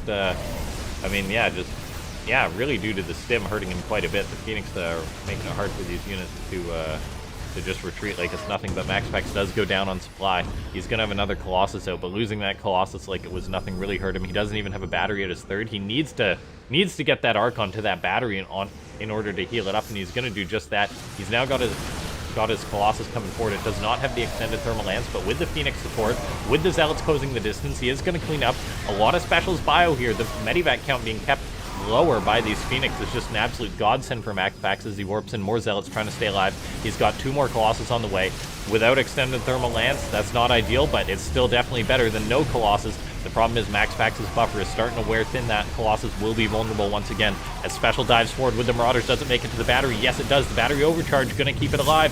This is going to keep MaxPax in the game just barely as he warps in more and more Zealots. He's going to have 2 more Colossus joining up with this army in a second here. 3 Colossus now out for MaxPax is no joke. This is going to really make Special rethink this as his 4th base. It's been forced to build off location.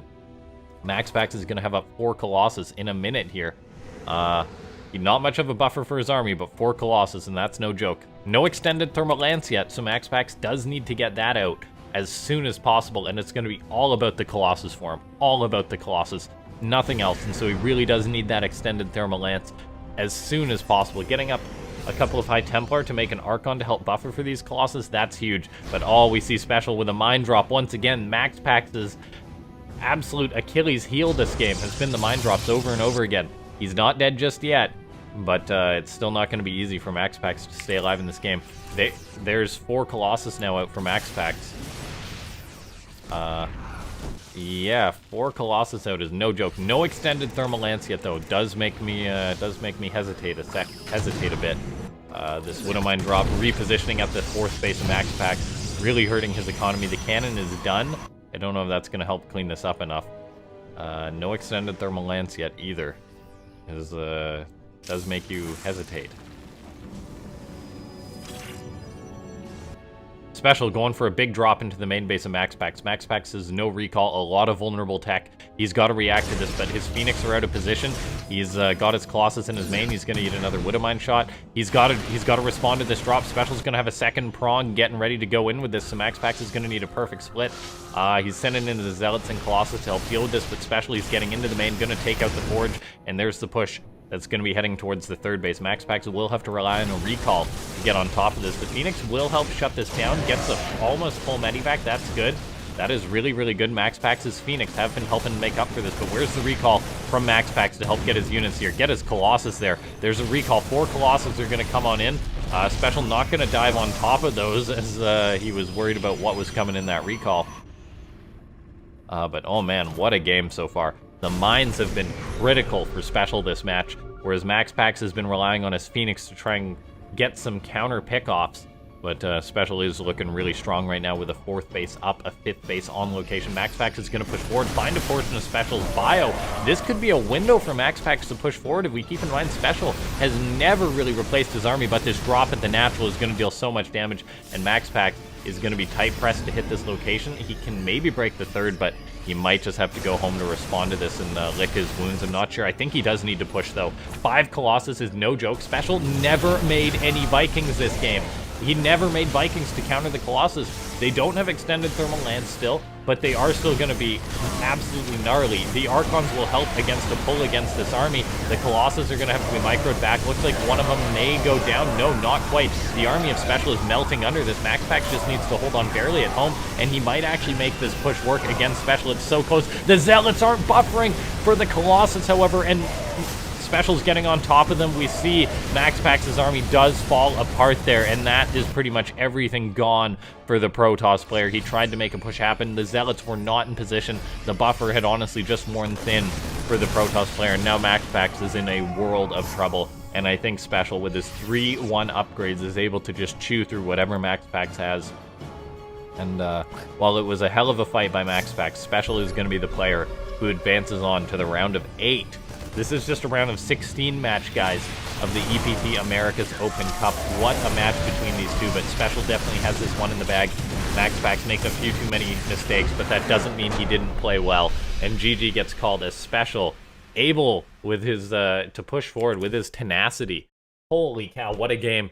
Ladies and gentlemen, can you go ahead and slap that like button if you would be so kind? That would be greatly appreciated. Holy cow, what a game. What a match. Oh, I don't even know what to say. Special moves on. That's what I can say.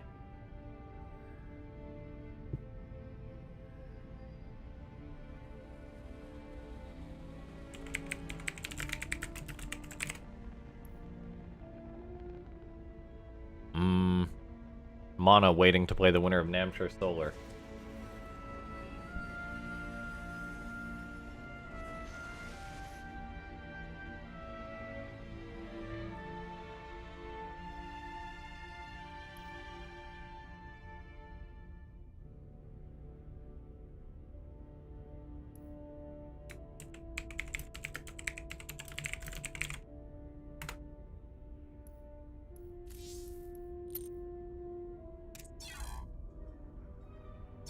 So it's gonna be the winner of Dream gonna play the winner of Armani versus Byun. I hope it's Byun because a Dream Byun TVT would be sick.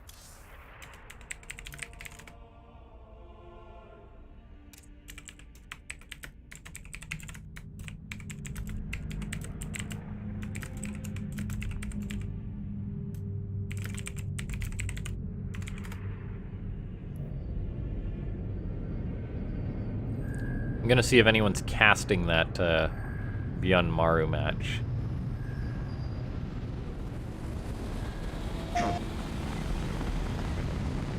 I mean that Byun Armani, not Byun Maru. Apologies. What a game, guys! That game brought me to life. That game woke me up. Yeah, hit that like button if you enjoyed that last match.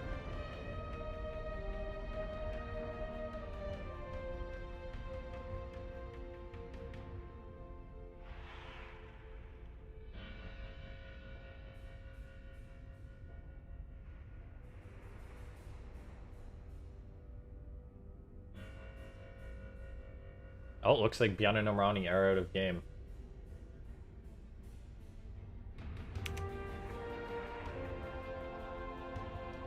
Oh, looks like we're going to jump into the next match between these two, actually.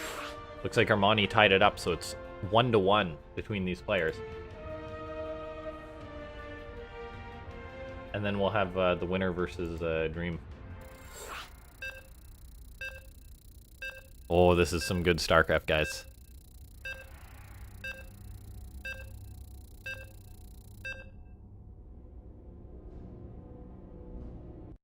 Yeah, the like button is into being slapped. It's into that kind of thing, believe it or not. Guys, if you're watching this and you aren't a subscriber, go ahead and please hit that subscriber button. It's appreciated. Helps at the stream. I do these mostly every week. And yeah, ladies and gentlemen, it is my absolute pleasure to say in the top left of the map, it is Bjorn. And in the bottom right, it is a freak of Starcraft 2's Armani. Bjorn and Armani going at it. Armani tied it up in that last game. And yeah, then we'll cast the winners match after this. So we've got a Korean match evolving in this section of the bracket. Then we've got Special holding down the fort. Some good Starcraft all around.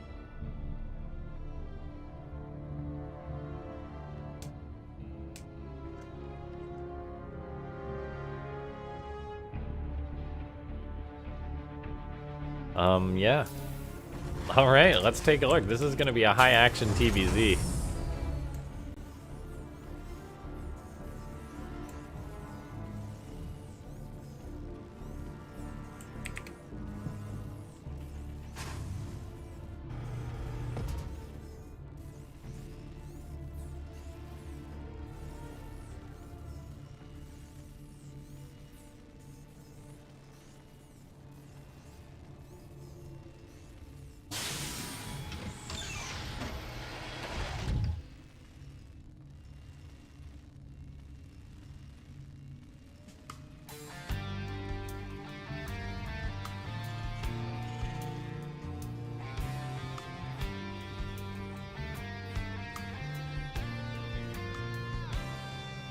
Okay, let's see. Build-wise, we have got a pretty normal opening from both players.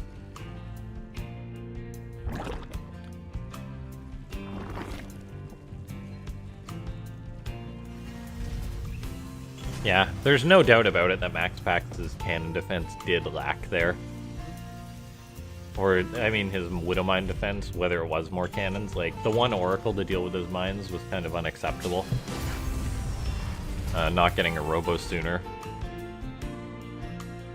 was a little bit disappointing. Of course, he fought like a champ to come back, and even pros make mistakes. Max Pax has been up for quite a few hours, keep in mind. He played in the EU Cup earlier.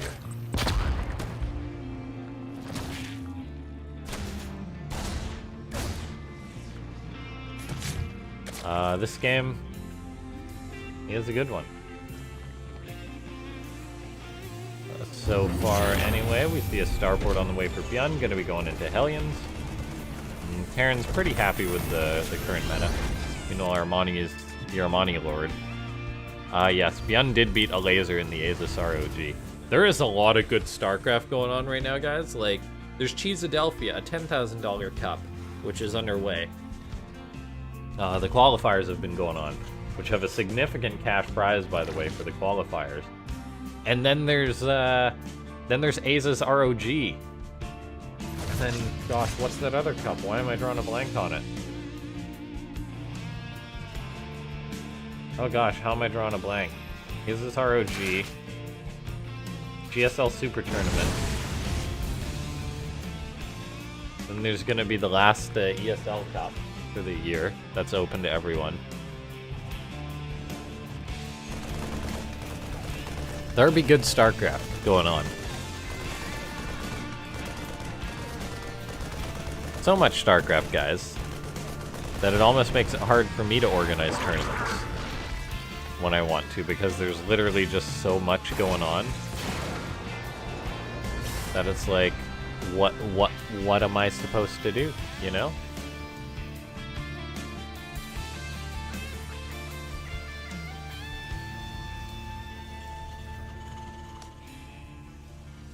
Concussive shell opening from Beyond, so he's going to be doing one of those Hellbat Marauder pushes against Armani. The Vikings coming forward, looking to help shoo away these Overlords. We do see a sneaky Ling moving around for Armani, wants to get the scout off, but Beyond's going to say, no, you don't get to know what I'm doing. And all of a sudden, there's going to be a couple Marauders in a Medivac and a bunch of Hellbats that are going to be morphing on the door of Armani. And Armani's making Lings, guys. This could be a sneaky win from Beyond, as he's got no idea this is coming. Armani now starts a spine, so maybe he's wising up to this, but oh man, this is going to be too little too late. The Marauders are coming forward. They're going to tag the Queens. The Hellions are going to get on top of them. Beyond not even morphing into Hellbats yet. There we go. Now he morphed. And the Lings are all of a sudden are going to be roasted and toasted. The Medivac gets pulled away to, it's already drawn some of the Queen Fire. It's getting a bit of healing off. Armani does target that down. Well done by him, but it looks like there's going to be just too much from Beyond, honestly. Of course, Hellbats are slow to get on top of these units. But yeah, GG gets called. Beyond, just like that, is able to take the series 2-1. Denying the Zerg scouting, going for a push. Well played.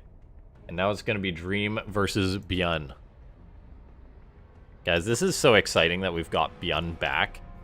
And he's playing like a god.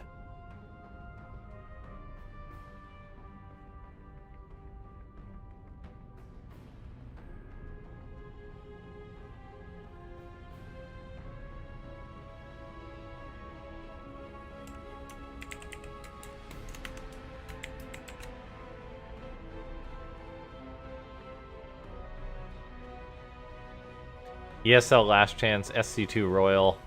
There's so much Starcraft going on.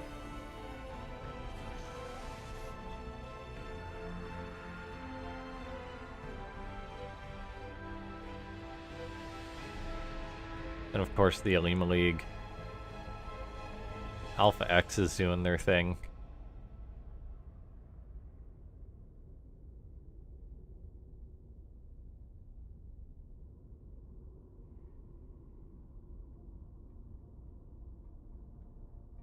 Wardy's doing his thing too. Of course.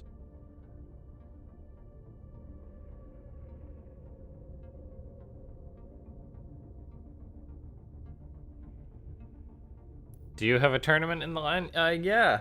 It should be announced hopefully tomorrow. It's actually going to be an NA event. To change things up because of my schedule is so hectic these days, and I'm probably going to be working 6 days a week till Christmas.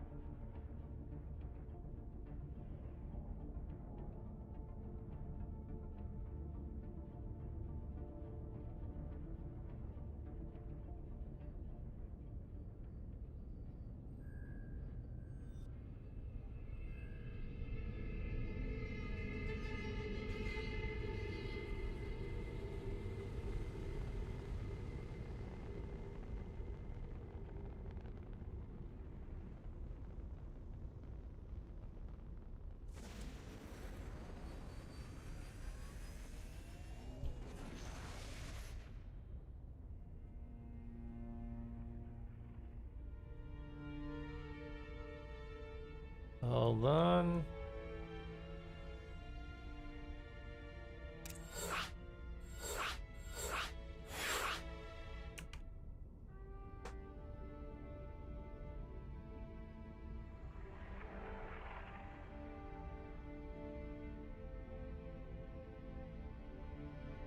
Just checking the COVID cases for where I live, and we're up to a whopping 150 on the island. Nice. You guys really, everyone's really dropping the ball here.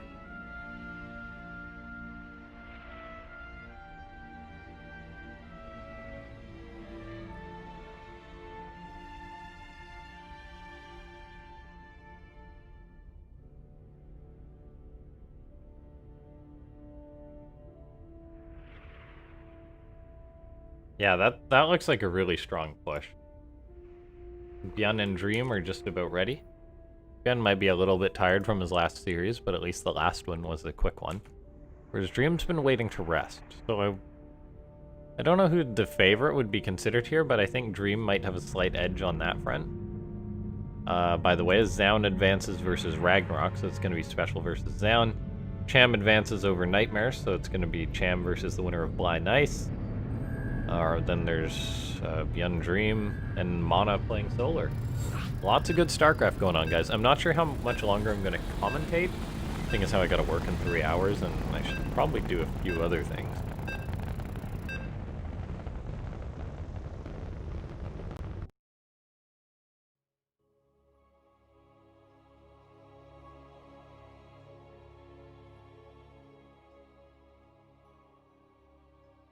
All right.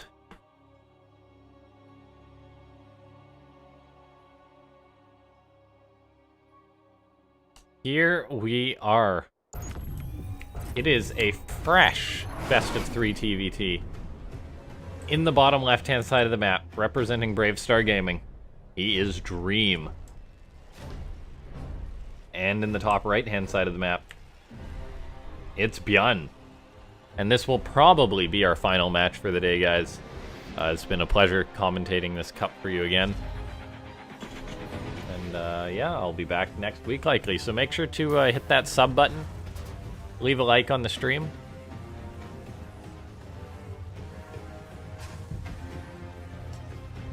And join the Discord, which is linked down below.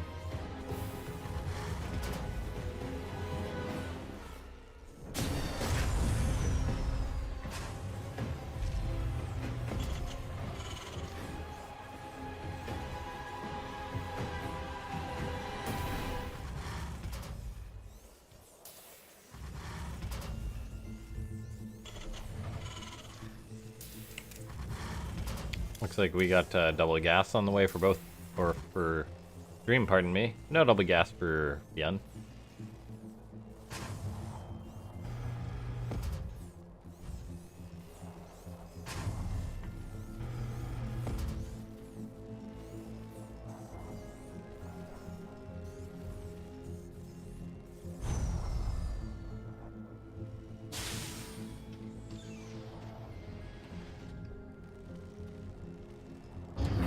I have no preference as far as these builds are concerned.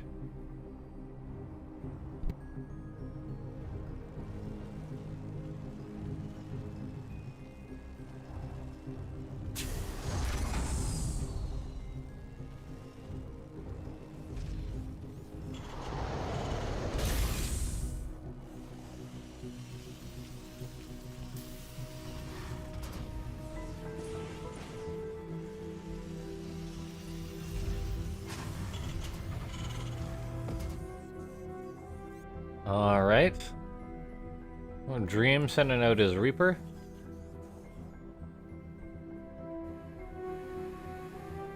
Byun's is hanging out in that line of sight blocker. Byun realizes that Dream's Reaper is running, and this could lead to a bit of a nasty trap for the Reaper of Dream, and yeah, Dream's gonna lose his Reaper just like that. That's a rather painful start. Every Reaper matters in early game TVT. Now Dream's ability to apply pressure will be reduced.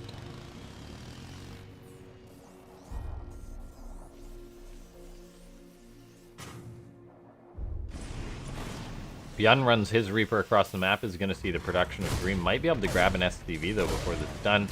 Looks like Dream does run home with Hellion and Reaper, so he will be able to grab Byun's units, but Byun did get an SCV.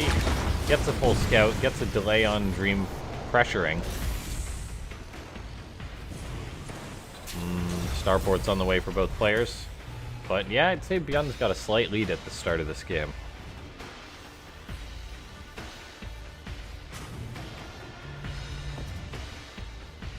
Byun's now got his 2 Hellions on the way out. However, he's got to be careful, seeing as how Dream's coming in with a Reaper. Or 2 Reapers and 2 Hellions against the 2 of Dream. SCV is being used to repair the Hellions of Byun. Looks like Byun, yeah, he'll just heal up his Hellions, then he'll have 4 out, and then he can just push Dream away. And he's gonna go down the ramp. Looks like he gets a shot off on the Hellions of Dream, but Dream's pushing forward. I'm not sure who's gonna come out on top of this fight with the SCV repaired. I mean, Byun's trying to take the fight, but that doesn't work out too well for him, and he actually loses 2 SCVs, loses 2 Hellions. Or actually 3 Hellions, but he will end up getting the Reapers of Dream, which is nice, but at the expense of some more SCVs and yet another Hellion. So what I think was an okay opening for Byun turns out to be not an amazing opening. I mean, look at the losses. Like, that was a pretty okay trade for Dream. Of course, now Dream's gonna have to deal with the Banshee that's coming his way, and what does he really have for that? The answer is not a lot. He's got a Raven on the way now, but no Cyclone. Means that the Banshee can't actually just be microed and stay alive, which is rather terrifying when you're up against a Banshee. The Hellions for Byun do try and poke on in towards Dream. I mean, he gets a Marine, which might increase the success of Banshee, but there's the Banshee showing up. And now all of a sudden, Dream's going to have to micro against this. However, he's going to lose a lot of SCVs in the process. Cloak is used to keep this Banshee alive. The Medivac not able to heal those SCVs very well. So this is really, really getting some counter damage done. There's yet a second Banshee showing up. Looks like Dream has elected to now build a Cyclone behind this, but there's more dying SCVs. The Raven is out, gonna pursue this Banshee. However, 9 dead SCVs. Another Banshee now heading towards the main base as the Banshee at the natural gets pushed away. Oh, Byun micros that well enough, stays alive, but there's the Banshee now in the main base. It's gonna be more dead SCVs that Dream's gonna have to deal with. And yeah, quite a few more dead SCVs as a matter of fact. 12 in total have gone down to this Banshee harassment. And this is why Cyclones are good, guys. This Banshee won't actually be microed away, so it will actually die. Byun does grab an extra SCV. Now he's actually getting more at the natural base, just like a villain. That Banshee with 14 kills in total. Knocking Dream down to 31 to Byun's 44. Byun's also got a 3rd base on the way. Whereas Dream does not, so Dream might just have to go for like a 2-base push, but he's lost so many units to those Banshees. Like, Dream's got 8 Marines. He lost like 7 to those Banshees, which is no small amount. This is really going to weaken his push. There's double Vikings on the way for Byun. That's no joke when it comes to defending this push. And then we see that Dream's just going to roll up with a Medivac, a couple of tanks, and try and make a push happen. The Vikings, though, for Byun are just going to be absolutely huge when it comes to defending us. An interference matrix goes down as Dream's going to try and get himself established at Byun's base. Looks like he will get the tank of Byun. I think Byun will gain air control eventually, however. And that's going to be no joke. The tank's going to siege up for Byun. His natural base is under a little bit of fire. He's going to toss down auto turrets. Both players will. No SCV pull for Byun to really shut this down, so he actually doesn't make a successful break, which is a bit unfortunate for him. The tanks are engaging each other. The Vikings for Byun are really helping the zone, but he's forced off his natural, which does hurt him quite a bit. It's like Dream Cyclone did die somewhere in the process there, which is rather painful for him. Byun not able to mine off his natural, whereas Dream's now got a 3rd base that's on location already. So things are not looking as good as they were for Byun. And oh, beautiful elevator by Dream, now going to force Byun off his natural even longer. Byun's slowly trying to like inch out, but he's lost so much mining in this process. I think a tank is going to be getting set up for Byun, which will kill this tank off and start the process of resecuring his natural. In comes Dream, though, tossing down auto turrets, going to try and grab a tank of Byun. Looks like he will not get it. Great pull by Byun to save that. The Liberator now out with this will force Dream away. Lib might even be able to grab a tank. Not quite, but that was quite painful for Byun, seeing as how Dream's 3rd base is now up and running. Dream's now got the worker lead. Wow. What a push by Dream. I did not expect him to get that much done. Byun behind this, however, does have leads still going his way. He's got the 1-1 on the way, whereas Dream hasn't started his yet. He's got Stim done, Combat Shield done, or on the way. And that's actually going to be rather good for him.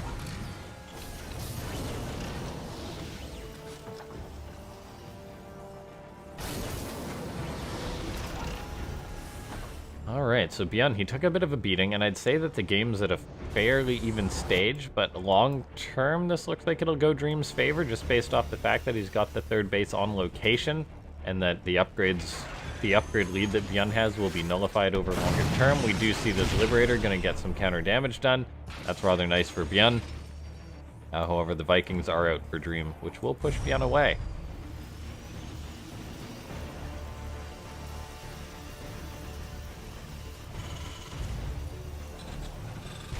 Liberator does get caught by the Vikings, nicely done. Byun might want to push out to try and make something happen, but he's going to be tight pressed to do so, I feel.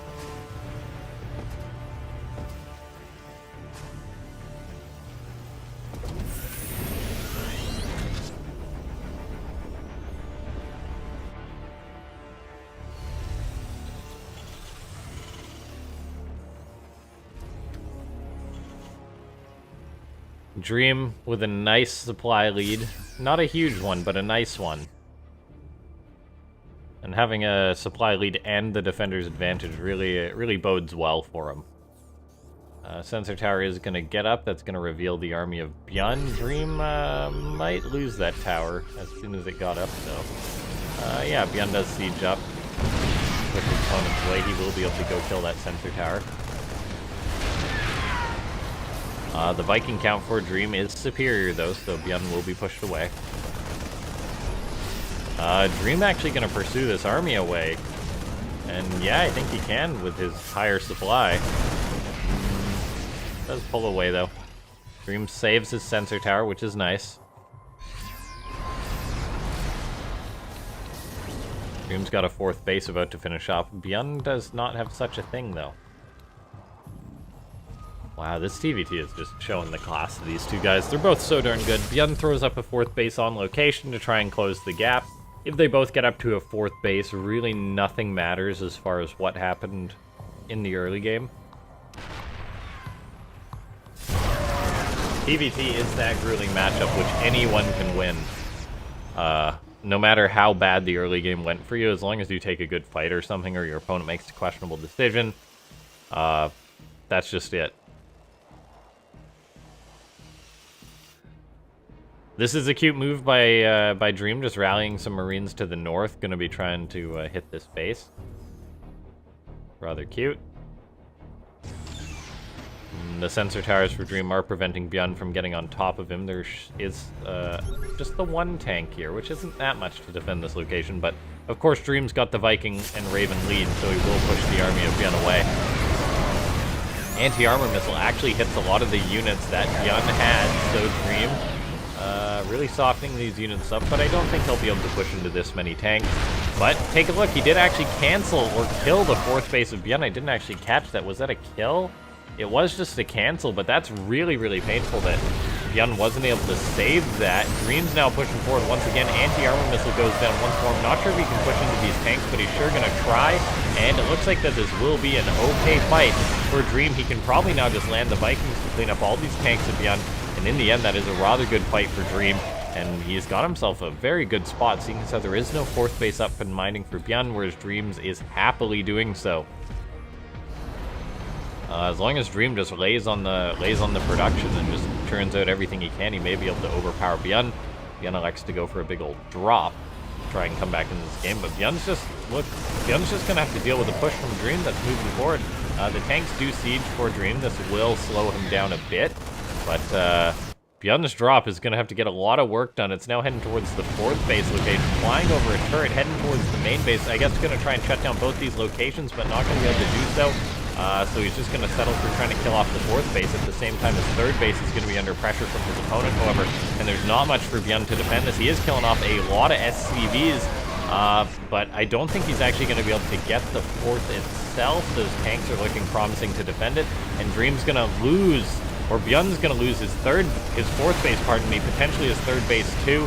His Stim Marines are doing what they can, but in the end, there's a much better position here for Dream, and I think Byun's just going to lose on out as he is going to be forced off his third. He can't hold on here. His fourth is gone, and he never got that up. And yeah, I think Byun is just totally dead. He can't really break his position. Dream's back mining at his fourth. That did barely stay alive, and yeah, that's no good. Byun's gonna try and move out with his Marines, get anything he can done. He will push towards the third base of Dream, but Dream does have the units to respond to this. And as long as he does so, he'll be just fine. In goes Byun, killing off a lot of SCVs, but that's not enough to make him make up for losing his third base. Or having his third base pushed off location, losing his fourth. Or wait a second. Okay, that's his main. So yeah, Byun's still just on 3 bases. He's being pushed away. He doesn't have the unit supply. He doesn't have the economy. And the noose tightens around Byun.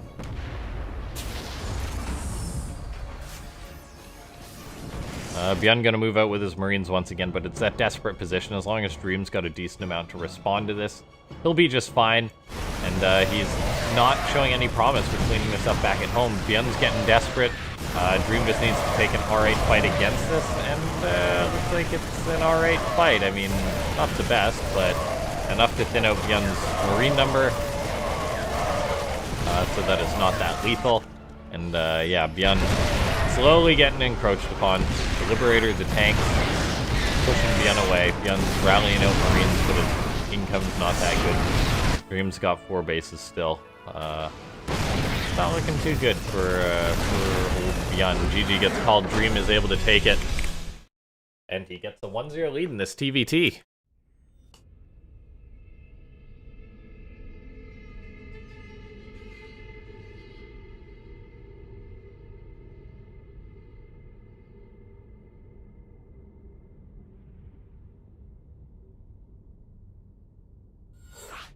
There is the next lobby we'll get into.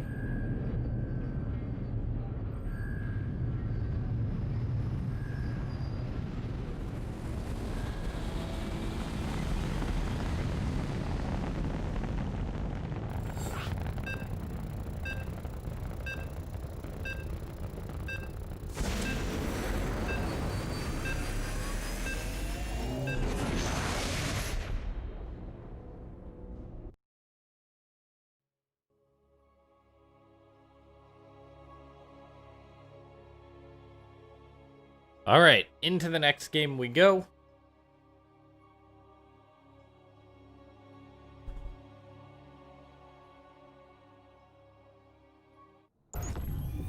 TVT continues onwards. In the bottom right-hand side of the map, representing Brave Star Gaming, he was able to eke that one out. It's Dream. And in the top left-hand side of the map, he's Unbelievable. And I think he's going for a proxy. Yes, he is.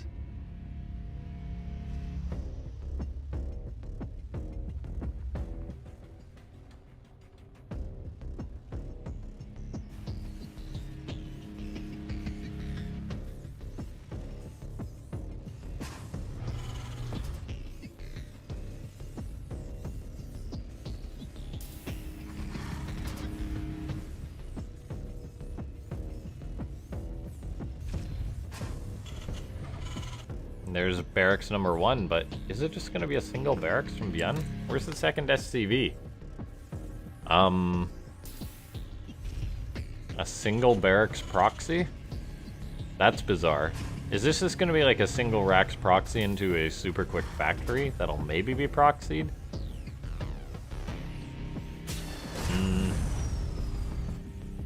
Or just a factory back at home maybe, and to make your opponent overreact to what could have been proxy reapers? I guess so. That's the only thing I can think of. Dream not scouting this. Byun's proxy is very odd. Oh, okay, it's gonna be Marauders, but I thought you generally did 2 racks for Marauders. So there must be a factory on the way behind this, right?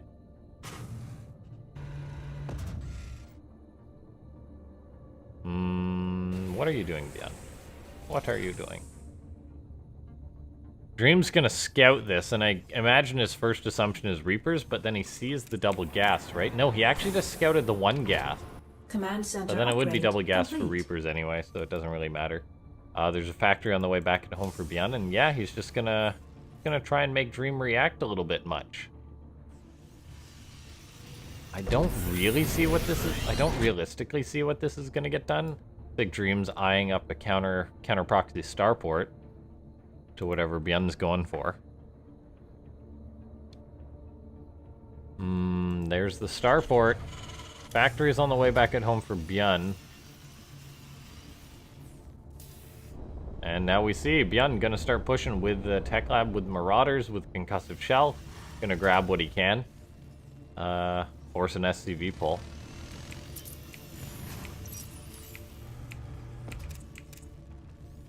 It appears I got rid of the army supply, but I'm not sure how to get rid of that back.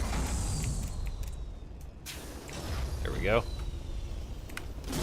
Alright, the Marauders are going to grab an SCV for starters. This is going to basically... The gears will all just click for Dream and he'll say, oh, okay. But then there's the SCV pull. Byun immediately pulling the Marauders back, just wanting to deny as much mining time with this as he possibly can, I suppose. And so far he has done that.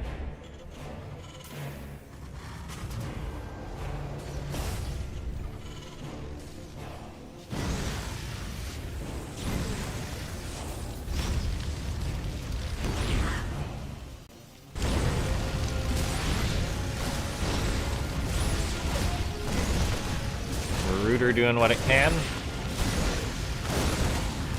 It gets picked off, though, by the overwhelming number of units that Dream has. Dream's coming now in with his Liberator, but Byun's production's so far delayed. What does he have? Byun's got a single Hellion. There's now a Liberator in his main base, which is really going to delay his mining. He was trying to get up a base at his natural, but that's not going to happen due to these Cyclones and Hellions. So there's barely any mining here for Byun. In fact, there's zero mining. Cyclone does lock onto the Liberator. Byun's going to have to reposition that. The Cyclone takes one shot but does stay alive. The natural base for Byun is being pressured, but it very well may be saved. There's a Medivac out as well for Dream, so he may just continue to push.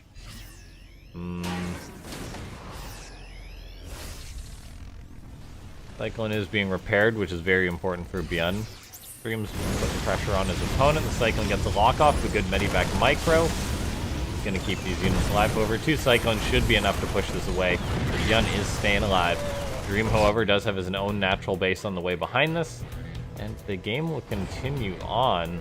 But yeah, good reaction by Byun. It looked a little dicey, but he's hanging on, and this game will continue on into a macro phase.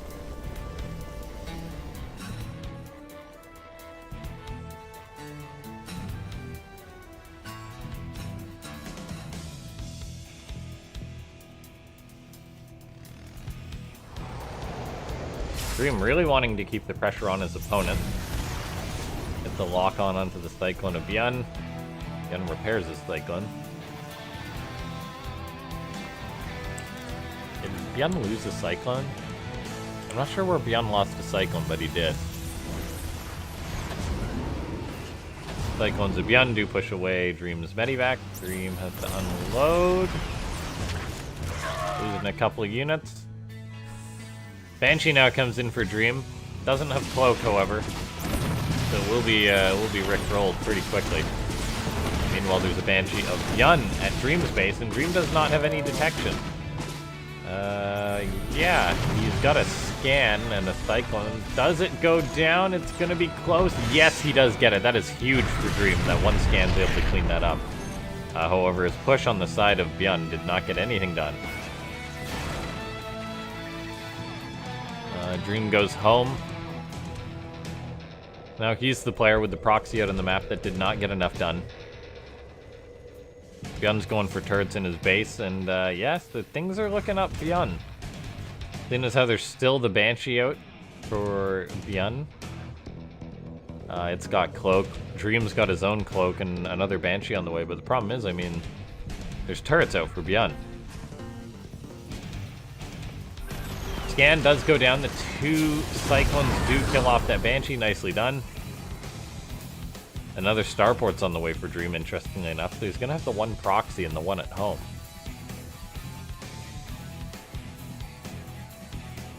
Another Banshee moving in for Byun. Of course, that means Dream's going to have to save his scans. His 3 Cyclones may be able to find this Banshee. I think he did see it fly over the tech lab. He's moving down for it, but not going to find it. So the Banshee is going to catch this base off guard, potentially grab a few SCVs.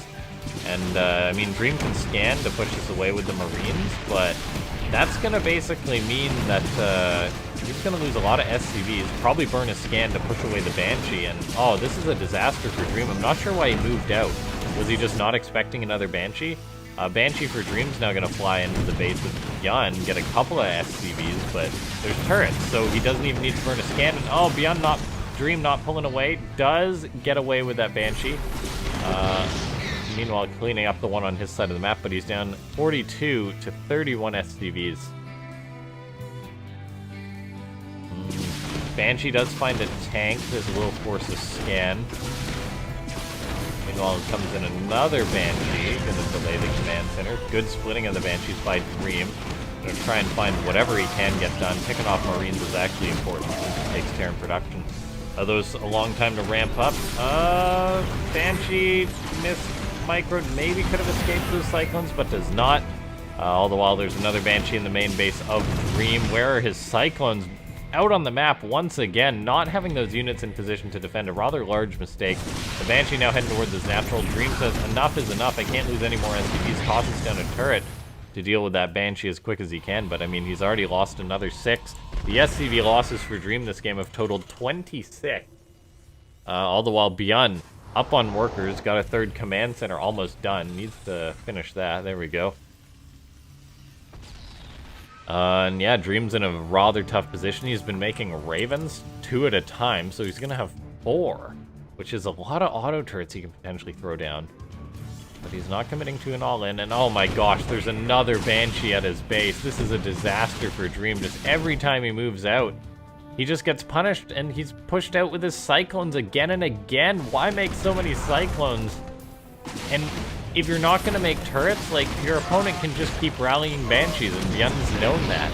That's basically an Alpha Star move. Rallying 5 Banshees, if your opponent doesn't ever make turrets, you can just get continued damage by burning scans and things. Beyond sees the move out, or Dream sees the move out of Beyond, but there's no way he's going to break that location, right? Even with all of his Ravens, I mean, he's going to have, what, 5 auto turrets he can use? I mean, he scans, he's thinking about it. He's really darn thinking about it. Setting up his tanks, but he just can't dive onto those Cyclones, and there's so many Vikings there. So, yeah, Dream's just gonna have to macro this one out, I fear. And if he's doing that, he's in a lot of trouble, seeing as how Beyond's almost got him done. And that's basically going to say, go home, Dream, and Dream loses a Raven. That's a disaster. Can't afford to lose another one of those. Absolutely not. Losing one is already a big hit. He can't push in. He's got to see that there's Cyclones and Vikings. He can't push into that with Raven tank. Dream's now got, or Beyond's now got Stim too. So Dream's got to go home. He's got to play defensive, turtle up into presumably mech, but he's going to be going into bio behind this. And he's just in a disastrous spot, down 20 SCVs.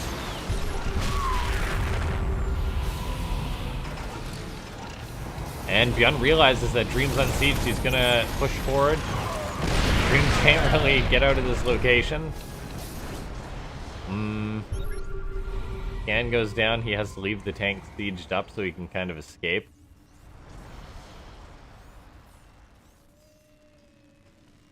And Armory's on the way for Beyond. Beyond's got 1-1 done. Dream is in a disastrous position. He needs to fire up his own 1-1 soon, but yeah. This game has really been going Beyond's way, guys. Dream's only hope in this game is the long con, but we now see 2 Cyclones showing up at his third base, gonna be killing off SCVs. Actually a significant amount of SCVs, not just like a couple of SCVs. GG gets called. Dream knows it's over. And Beyond ties up the series 1-1.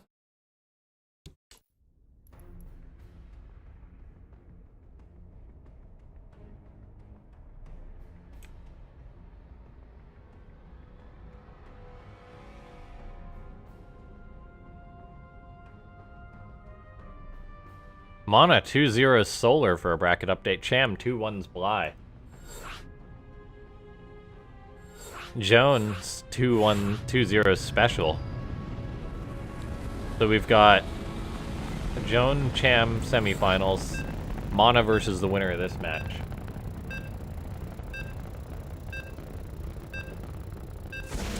Hello, Cole. Hello to everyone who's tuning into the stream. Thanks so much to everyone for watching. Hit that like button. Subscribe if you haven't. And join the Discord as I stretch. And here we are.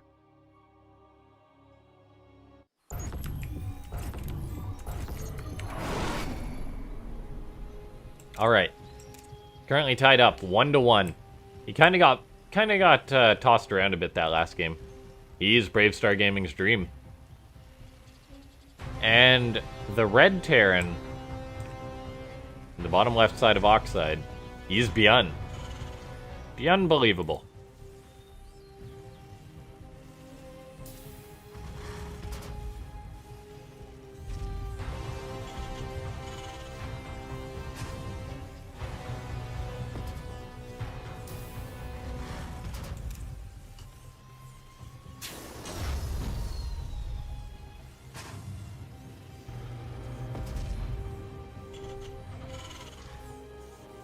Do you think there's a lot of things pros can learn from Alpha Star? I mean, I wouldn't say a lot of things, but a few things.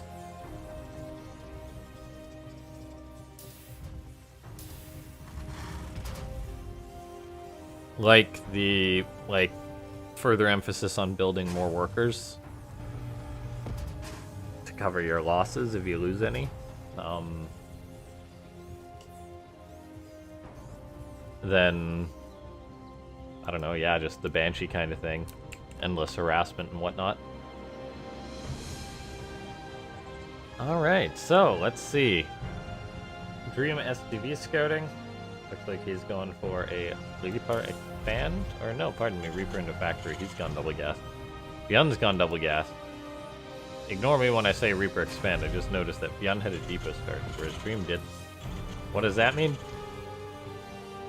Couldn't tell you.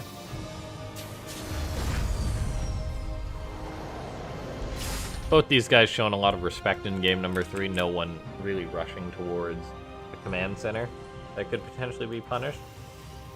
Both of them are mining gas, but not a ton. So yeah, they just want to do that bit of a middle of the road type thing.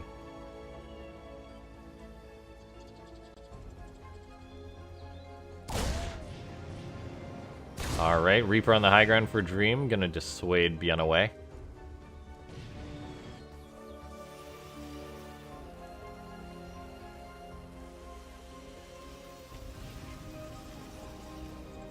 Alright.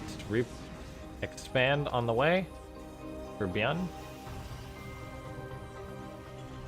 Expand on the way for Dream. Jacked Matt has become a content fan. Thank you so much for supporting the stream, Matt. I appreciate it. I do appreciate it. I think that puts us at 17 content fans. You guys really are the best. Which I think is pretty good for a channel the size of mine. Yeah, thanks so much for supporting the stream, guys. It does go a long way.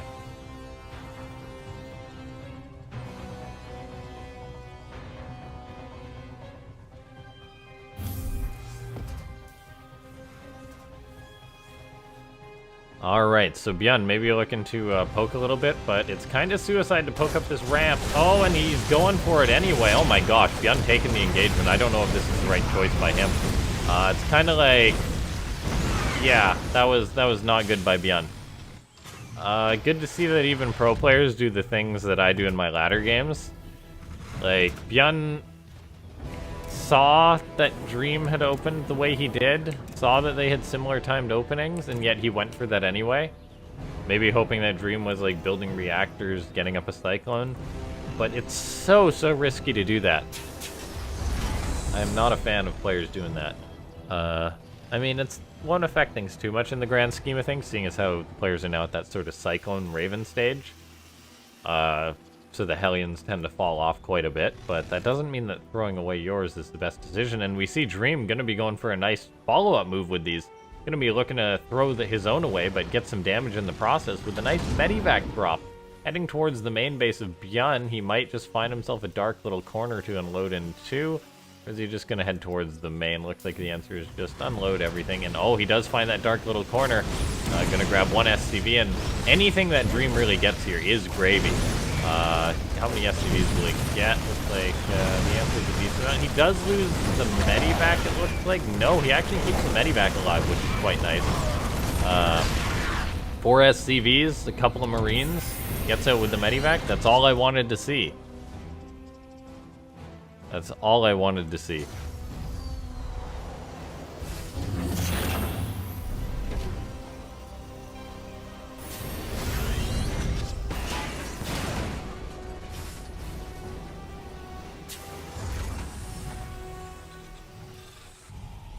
Third base on location for Dream, so he's feeling rather confident after that, which I think he could be. Rightly so. Looks like Bjorn once again going for the quicker stim.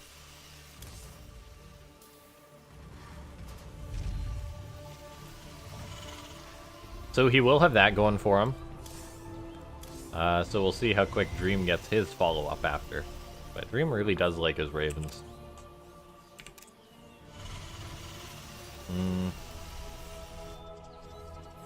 Yeah, let's take a look here. What's next? Bjorn getting up a couple of medivacs. So he will have stim medivac to put some pressure on his opponent.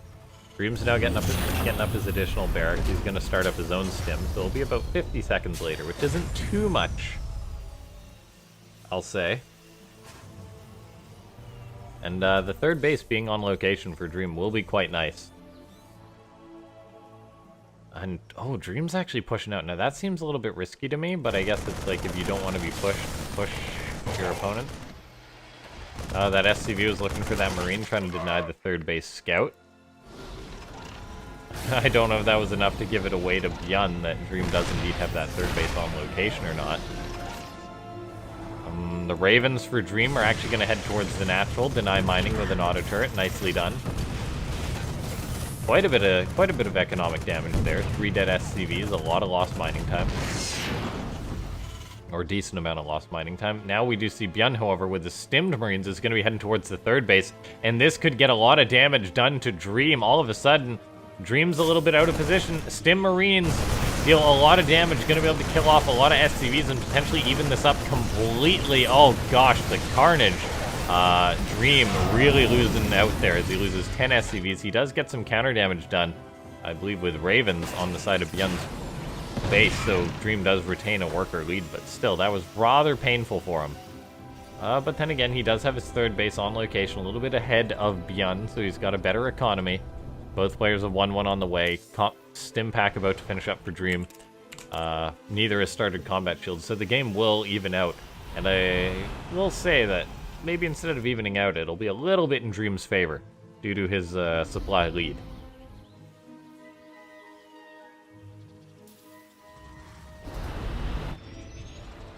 Sensor tower on the way for Bjorn, so he'll have that that heads up of an attack coming. Marine being positioned appropriate lets him know that there is an attack coming towards his natural base, maybe. Oh, looks like he catches the Raven of Bjorn. That's a really nice pick-off. That's actually huge for Dream. Bjorn's actually got this army up, but there's not that much to support it, so there's a chance we may see Dream pounce on top of this. He's got his Ravens and his Vikings pushing forward. An interference matrix goes down. The tanks are engaging each other. Looks like the tanks of Dream do win out. He's now pursuing this army. The Raven tosses down an auto turret. One of the Ravens of Dream does go down, but he does push Bjorn home and takes a rather decisive fight, which gives him a 30 supply lead, and he may just be able to take this all the way to Bjorn's third base. Bjorn has one tank coming forward, unloads the second tank as the players engage each other once again. I'm not sure who's going to come out on top of this, but I think Bjorn may just barely end up holding. The Vikings are going to land, though, for Dream. An auto turret gets tossed down. He really wants to push this and force Bjorn off his third base, and I think he's just been barely able to do so. Bjorn can't get his SCVs out. Does he have medivacs, which he can elevate them out with? I think that would be the smart play at this point in time, but it's still a very, very concerning spot for Bjorn, seeing as how he is going to be losing those SCVs. Did not elevate them out. He's now being pushed at his third base, so he won't be able to clear that up. And Dream's push is basically just looking unstoppable at this point. He does lose all but one of his Vikings, which will set him back a bit.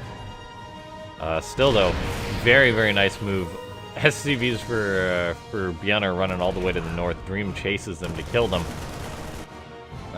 Dream now backs off, though. Very content with his 50-ish supply lead. Fourth base on the way as well for Dream. So yeah, it's looking really darn good for the Blue Terran guys. Beyond fanboys may shed a single tear here today, as he's got a long way to come back in this game. Maybe he can get one of those great Marine positioning plays. I don't know, a big drop-off in the main base of Dream, but as we take a look there, 3 turrets up, a tank, a bunch of Marines waiting. Dream is covering his bases. Bjorn's got a long way to go in this game.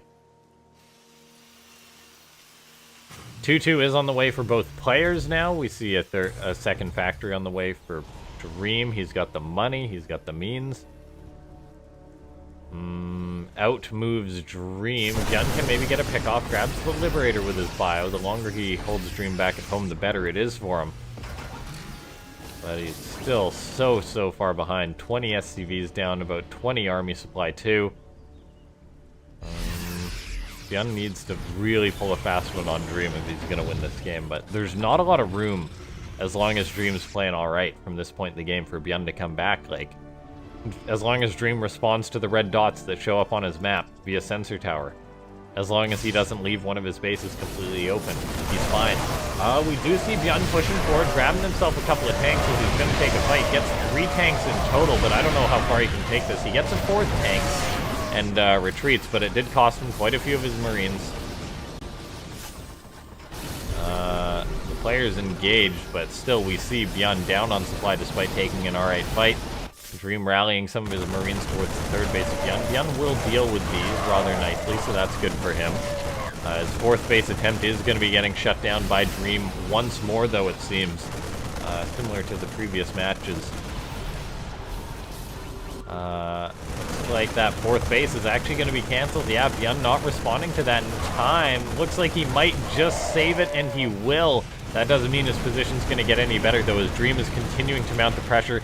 We see a counterattack from Bjorn now heading towards the 3rd base of Dream. Does pick off the tank. Heading towards that 3rd. Going to kill off a lot of workers. This is a very similar situation to game number 1, however. I mean, if we take a look, it's just Dream pushing. Bjorn can't do too much to stop it, really, because his army's worse. And all Dream really needs to do is hold on back at home, clean up this army, and then Bjorn's got nothing going for him. Looks like Bjorn does actually keep this push going, though, albeit able to kill off 21 SCVs, so really even up that number. But at the same time, the 3rd base of Bjorn is being cleaned up. The tanks are engaging each other, so this fight's going better than the last for Bjorn, it looks like. Supplies 30 between each other. Dream's going for a drop in the main base of Bjorn, but a tank with some Marines out should help support that. The Vikings for Bjorn are able to grab themselves the medevac. And Dream does still have reinforcements moving across the map. Bjorn's got his 4th base on the way, but his 3rd base is now gone. Dream's going to continue the push, and I must say, Dream is very darn good at using these Vikings to push. Like, the downtime that's on these Vikings is very minimal, which is a problem with players lower tier players who use Vikings. They generally just have the control, but it's hard to actually maximize the efficiency you get from it. But someone like Dream is just doing an incredible job poking non-stop, getting further and further on Bjorn and furthering his position. We now see Bjorn moving across the map with all of his Marines. He's actually just going to charge up towards the natural base. Gonna grab the tanks and just go. This could be a play from Bjorn, as SCVs have to be pulled into the fray once again, but there's simply so many Marines here. Yeah, Bjorn's production could be compromised. Whoever he is getting tanks up in that high ground. Bjorn's gonna go anyway, though, up the ramp. It's gonna cost him a lot of Marines. He does clean up all the tanks. He's cutting up a lot of the Marines of Dream. What a push by Bjorn. He kills off another 21 SCVs. This could be the start of a potential comeback. All those Marines do fall that he had, though, but he does dislodge Dream from his base. He killed off enough SCVs that he's actually got a lead. He's gonna grab these 3 tanks, it looks like. That is absolutely huge for Bjorn. Army supplies now very darn even. And while Bjorn doesn't have his 3rd base mining just yet, he can now float that over. He's actually floating over his main, funnily enough, instead. Bjorn's going to continue to take a better fight. And oh my gosh, did Bjorn turn this around? No way that Bjorn turned this around. He's moving forward with his tanks. He's got to be careful. His tanks might have been moving a little bit too far forward.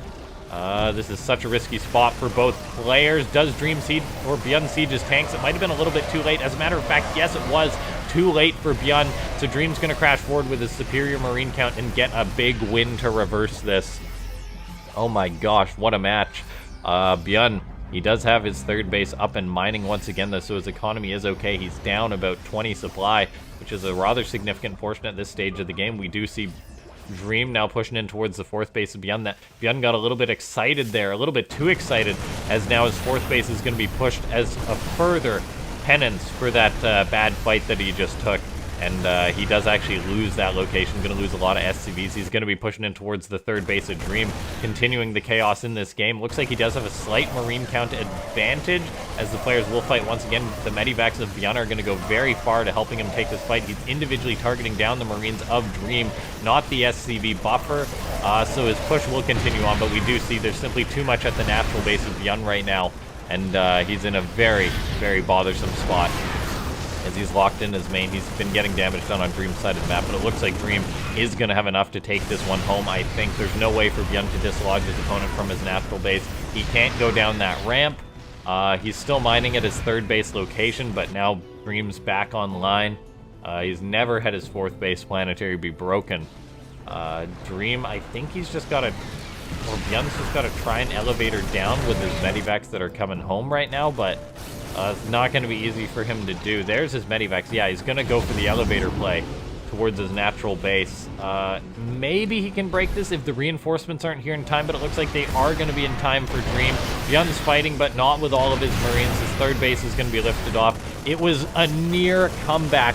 What an end to this series. But in the end, Dream is going to take it. Beyond got a little bit overzealous on his counterattack, and that did just cost him in the end. Wow, what a game between these players. An incredible TVT. This is what you expect from world-class Terrans. Beyond tapped out, though. GG gets called. Dream takes the series 2-1. Holy cow, ladies and gentlemen, what a game that was. What a game. Oh my gosh. Ugh. Yeah. Holy cow. By golly. By golly indeed. So, we are gonna have, well, there's gonna be Dream versus Mana next up, guys.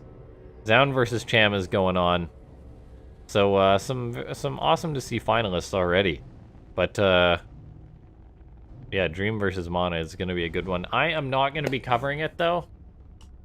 I do have too much to do, I must say. I gotta eat, I gotta get ready for work. Yeah. It's been fun, guys. Thanks so much to everyone for tuning in. Hit that like button on your way out of the stream. Go ahead, join the Discord, which is linked in the description down below. Hit that subscribe button if you haven't, and even if you are a subscriber, join the bell gang so you get notified whenever I go live with streams like this. Consider, yeah, just supporting the stream if you want to do so. Big thanks to Matt for becoming a member of the Content Fan Club. I will be back probably, maybe tomorrow night with a stream. So make sure to keep an eye out for that.